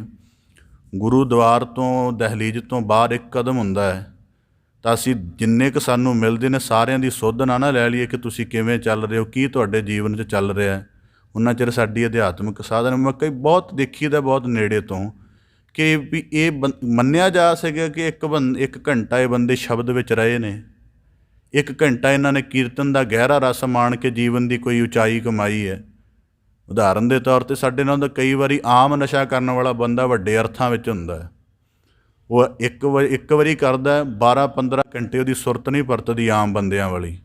ਸਾਡਾ ਸ਼ਬਦ ਦੀ ਅਵਸਥਾ ਵਿੱਚ ਘੰਟਾ 1.5 ਘੰਟਾ ਜਾਂ ਵਧੇਕ ਸਮਾਂ ਬਤੀਤ ਹੋਇਆ ਹੁੰਦਾ, ਸਾਡੀ ਮਨੋਅਵਸਥਾ ਫਿਰ ਉਹ ਸੰਸਾਰੀਆਂ ਵਾਲੀ ਕਿ ਦਵਾ ਦਵਾ ਦੂਜਾ ਜ਼ਿਕਰ ਸ਼ੁਰੂ ਕਰੀਏ। ਇਸ ਕਰਕੇ ਦੀਵਾਨ ਦੀ ਸਮਾਪਤੀ ਤੁਰੰਤ ਬਾਅਦ ਹੀ ਮਨੁੱਖ ਦੀ ਗੱਲ ਸ਼ੁਰੂ ਹੋ ਜਾਂਦੀ ਹੈ।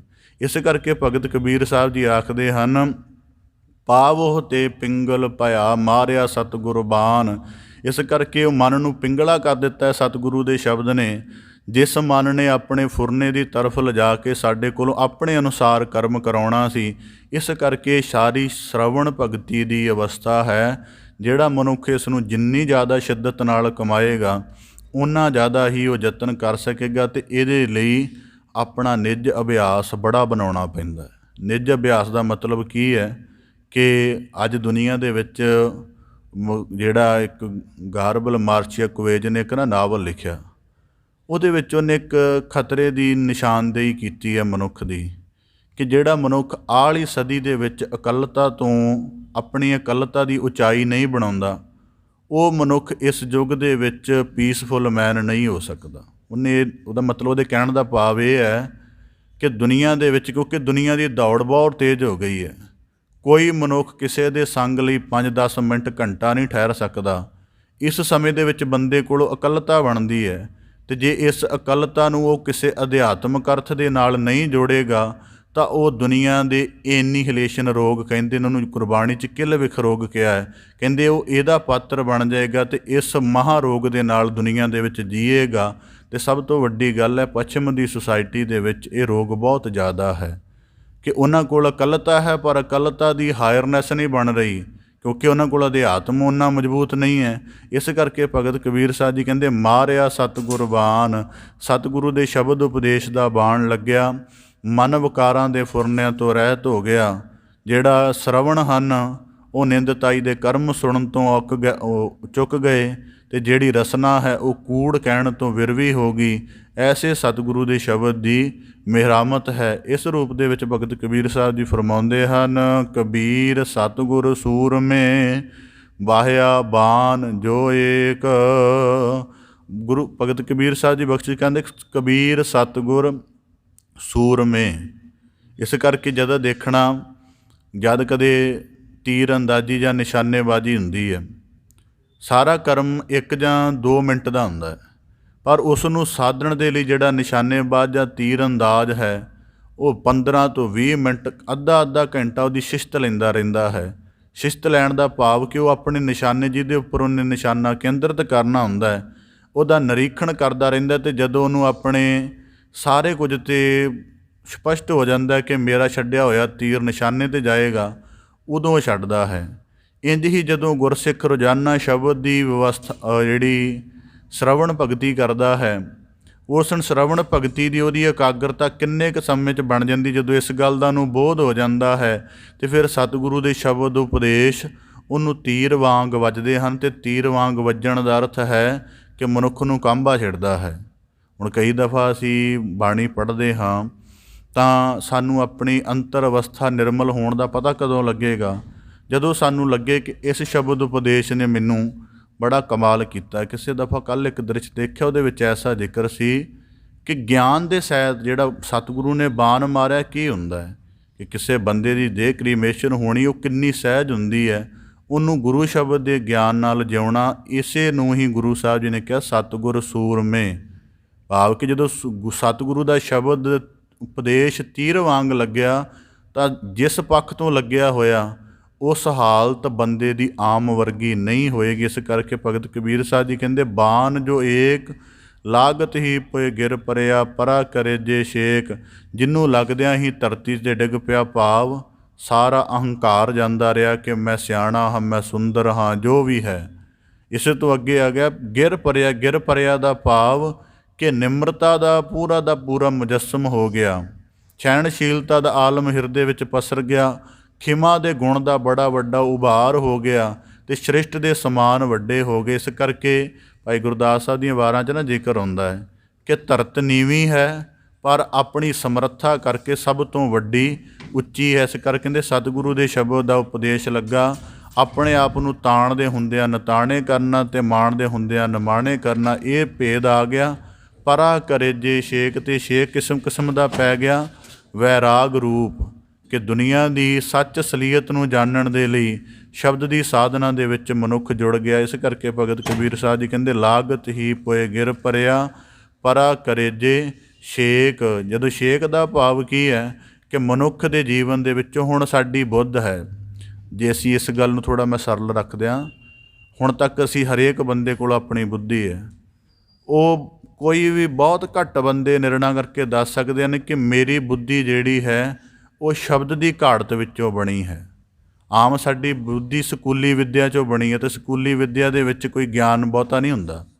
ਉਹਦੇ ਵਿੱਚ ਜੀਵਨ ਦਾ ਕੇਵਲ ਡਾਟੇ ਦੀ ਜਾਣਕਾਰੀ ਹੁੰਦੀ ਹੈ, ਡਾਟਾ ਰਟੋ, ਉਹਦਾ ਦਿਓ ਅਤੇ ਕੰਮ ਨਿਬੜਿਆ। ਉਹਦੇ ਵਿੱਚ ਤਾਂ ਜਿਵੇਂ ਅੱਜ ਕਈ ਵਿਸ਼ੇ ਇਸ ਤਰ੍ਹਾਂ ਦੇ ਬਣਾ ਰਹੇ ਨੇ ਪੱਛਮ ਵਾਲੇ ਕਿ ਜਿਹੜੀ ਅਸੀਂ ਆਹ ਵਿੱਦਿਆ ਬਣਾ ਲਈਏ ਤਾਂ ਬੰਦੇ ਦੇ ਕੰਮ ਦੀ ਨਹੀਂ ਹੈ ਕਿਸੇ ਦੀ, ਉਹਨੂੰ ਬੰਦੇ ਹੋਣ ਦੀ ਸਮਝ ਹੀ ਨਹੀਂ ਆਉਂਦੀ। ਹੁੰਦਾ ਉਹ ਆਪਣੇ ਅਰਥਾਂ ਦੇ ਵਿੱਚ ਵੱਡਾ ਡਾਕਟਰ ਹੈ, ਪਰ ਉਹਨੂੰ ਆਪਣੇ ਮਨ ਦੇ ਸਾਰੇ ਕਿਸਮ ਦੀ ਸੋਝੀ ਨਹੀਂ ਹੁੰਦੀ। ਇਸ ਕਰਕੇ ਉਹਨਾਂ ਨੇ ਇੱਕ ਵਿਸ਼ਾ ਬਣਾਉਣਾ ਸ਼ੁਰੂ ਕਰ ਦਿੱਤਾ, ਉਹਦਾ ਨਾਮ ਹੈ ਪ੍ਰੋਫੈਸ਼ਨਲ ਐਥਿਕਸ। ਉਹਦੇ ਵਿੱਚ ਉਹ ਦੁਨੀਆ ਨੂੰ ਦੱਸਣ ਲੱਗ ਪਏ ਨੇ ਉਹ ਵਿਦੇਸ਼ਾਂ ਵਾਲੇ ਕਿ ਜੀ ਬੋਲਣਾ ਸੁਣਨਾ ਆਹ ਕੁਝ ਚਾਹੀਦਾ ਤਾਂ ਕਿ ਤੁਸੀਂ ਬੰਦੇ ਬਣ ਸਕੋ। ਅਤੇ ਭਗਤ ਕਬੀਰ ਸਾਹਿਬ ਜੀ ਕਹਿੰਦੇ ਇਸੇ ਤਰ੍ਹਾਂ ਜਿਹਦੇ ਕੋਲੋਂ ਸ਼ਬਦ ਦੀ ਘਾੜਤ ਵਾਲੀ ਬੁੱਧ ਹੁੰਦੀ ਹੈ, ਫਿਰ ਉਹਦੇ ਅਨੁਸਾਰ ਜਿਉਂਦਾ, ਅਤੇ ਇਹ ਉਹਦੇ ਅੰਦਰ ਛੇਕ ਲੱਗੇ ਹੋਣ ਦੀ ਨਿਸ਼ਾਨੀ ਹੈ ਕਿ ਉਹ ਸੁਣਾ ਜਿਨ੍ਹੇ ਗੁਰ ਚਰਨਾਂ ਦੀ ਪ੍ਰੀਤ ਨਾਲ ਜੋੜਨਾ ਹੈ, ਉਹ ਕੱਥ ਜਿਨ੍ਹੇ ਜੀਵਨ 'ਚ ਉਚਾਈ ਪੈਦਾ ਕਰਨੀ ਹੈ, ਅਤੇ ਉਸ ਦਾ ਚਿੰਤਨ ਕਰ ਜਿਨ੍ਹੇ ਜੀਵਨ ਦੇ ਵਿੱਚ ਜੀਵਨ ਦੇ ਸਾਰੇ ਭੇਦ ਸਮਝਾ ਦੇਣੇ। ਇਸੇ ਪ੍ਰਕਾਰ ਭਗਤ ਕਬੀਰ ਸਾਹਿਬ ਜੀ ਕਹਿੰਦੇ ਪਰਾ ਕਰੇ ਜੇ ਛੇਕ। ਛੇਕ ਦਾ ਭਾਵ ਇਹ ਹੈ ਕਿ ਜਿਹਦੇ ਦੁਆਰਾ ਗੁਰ ਸ਼ਬਦ ਦਾ ਸਾਰਾ ਗਿਆਨ ਸਾਡੇ ਅੰਦਰ ਪ੍ਰਵੇਸ਼ ਕਰਨਾ ਹੈ। ਇਸ ਪ੍ਰਕਾਰ ਭਗਤ ਕਬੀਰ ਸਾਹਿਬ ਜੀ 2 ਸ਼ਲੋਕਾਂ ਦੁਆਰਾ ਉਪਦੇਸ਼ ਬਖਸ਼ਿਸ਼ ਕਰਕੇ ਨਿਵਾਜਿਸ਼ ਕਰਦੇ ਹਨ ਕਿ ਆਪਣੇ ਜੀਵਨ ਨੂੰ ਅਧਿਆਤਮਕ ਅਰਥਾਂ ਦੇ ਵਿੱਚ ਰੰਗਣ ਦਾ ਯਤਨ ਕਰੀਏ। ਅਧਿਆਤਮਕ ਅਰਥਾਂ ਵਿੱਚ ਰੰਗਣ ਦਾ ਮਤਲਬ ਆਪਣੇ ਸ਼ਰਵਣ ਦੀ, ਆਪਣੇ ਬੋਲਣ ਦੀ, ਆਪਣੇ ਮਹਿਸੂਸ ਕਰਨ ਦੀ ਅਤੇ ਆਪਣੇ ਚੱਲਣ ਦੀ ਸਾਰੀ ਪਵਿੱਤਰਤਾ ਕਾਇਮ ਰੱਖੀਏ। ਅਤੇ ਉਹ ਪਵਿੱਤਰਤਾ ਨੂੰ ਕਾਇਮ ਰੱਖਣ ਦੇ ਲਈ ਮਨੁੱਖ ਨੂੰ ਸ਼ਬਦ ਦੇ ਸ਼ਰਵਣ ਦੇ ਨਾਲ, ਸ਼ਬਦ ਦੇ ਅਭਿਆਸ ਨਾਲ ਜੁੜਨਾ ਪੈਂਦਾ ਹੈ ਤਾਂ ਕਿ ਉਹਨੂੰ ਸਮਝ ਆ ਜਾਏ ਕਿ ਮੇਰਾ ਜੀਵਨ ਕਿਸ ਅਰਥਾਂ ਵਿੱਚ ਚੱਲ ਰਿਹਾ ਹੈ। ਇਸ ਕਰਕੇ ਭਗਤ ਕਬੀਰ ਸਾਹਿਬ ਜੀ ਫਰਮਾਉਂਦੇ ਹਨ ਮਾਰਿਆ ਸਤਿਗੁਰ ਬਾਣ। ਮੈਂ ਕਈ ਦਫਾ ਅਰਜ਼ ਕੀਤੀ ਹੈ ਕਿ ਰੋਜ਼ਾਨਾ ਕੋਈ ਨਾ ਕੋਈ ਇੱਕ ਪੰਗਤੀ ਸ਼ਬਦ ਵਾਕ ਦੀ ਜ਼ਰੂਰ ਲਿਖਣੀ ਚਾਹੀਦੀ। ਉਹਦਾ ਅਰਥ ਇਹ ਹੈ, ਗੁਰਬਾਣੀ 'ਚ ਵਾਕ ਹੁੰਦਾ ਲਿਖੇ ਬਾਝੋਂ ਸੁਰਤ ਨਾਹੀਂ, ਬੋਲ ਬੋਲ ਗਵਾਈਏ। ਜਿਹੜਾ ਬੋਲ ਹੈ ਇਹ ਆਕਾਸ਼ ਦਾ ਵਿਸ਼ਾ ਬਣ ਜਾਂਦਾ ਹੈ। ਲਿਖਤ ਜਦੋਂ ਆਕਾਰ 'ਚ ਆਉਂਦੀ ਹੈ ਅਤੇ ਮਨੁੱਖ ਦੀ ਸੁਰਤ ਨੂੰ ਅੰਦੋਲਿਤ ਕਰਦੀ ਹੈ। ਅੱਜ ਦੀ ਡੇਟ ਦੇ ਵਿੱਚ ਪ੍ਰਮਾਣ ਲਿਖੋਗੇ ਸਾਲ ਭਰ ਲਿਖੋਗੇ, ਅਗਲੇ ਸਾਲ ਜਦੋਂ ਦੁਬਾਰਾ ਉਸ ਪ੍ਰਮਾਣ ਨੂੰ ਦੇਖੋਗੇ ਤਾਂ ਆਪਣੀ ਮਨ ਦੀ ਪੂਰਬਲੀ ਅਵਸਥਾ ਦਾ ਸਾਰਾ ਪਤਾ ਲੱਗ ਜਾਏਗਾ ਅਤੇ ਇਹ ਵੀ ਪਤਾ ਲੱਗ ਜਾਏਗਾ ਕਿ ਕਿੰਨੀ ਕੁ ਸਾਧਨਾ ਸਾਡੀ ਹੋ ਗਈ ਹੈ। ਅਤੇ ਇਸ ਕਰਕੇ ਸ਼ਬਦ ਦੇ ਅਭਿਆਸ ਨਾਲ ਜੁੜਨ ਦੀਆਂ ਇਹੀ ਕੁਝ ਵਿਧੀਆਂ ਹਨ ਤਾਂ ਕਿ ਮਨੁੱਖ ਦਾ ਜਿਹੜਾ ਮਨ ਹੈ ਉਹ ਲਗਾਤਾਰ ਗੁਰੂ ਸ਼ਬਦ ਦੀ ਸਾਧਨਾ ਦੇ ਨਾਲ ਜੁੜ ਕੇ ਆਪਣੀ ਸ਼ੁੱਧਤਾ ਨੂੰ, ਪਵਿੱਤਰਤਾ ਨੂੰ ਗ੍ਰਹਿਣ ਕਰਦਾ ਰਹੇ ਅਤੇ ਗੁਰੂ ਰਹਿਮਤ ਦਾ ਪਾਤਰ ਬਣ ਜੀ। ਆਪ ਦੇ ਸਰਮੁਖ ਸ਼ਬਦ ਵਿਚਾਰ ਦੀ ਸਾਂਝ ਪਾਉਂਦਿਆਂ ਹੋਈਆਂ ਬੇਅੰਤ ਭੁੱਲਾਂ ਦੀ ਖਿਮਾ ਜਾਚਨਾ ਜੀ। ਬੜੇ ਅਦਬ ਸਹਿਤ ਗੱਜ ਕੇ ਫਤਿਹ ਅਰਜ ਕਰੋ ਜੀ। ਵਾਹਿਗੁਰੂ ਜੀ ਕਾ ਖਾਲਸਾ, ਵਾਹਿਗੁਰੂ ਜੀ ਕੀ ਫਤਿਹ।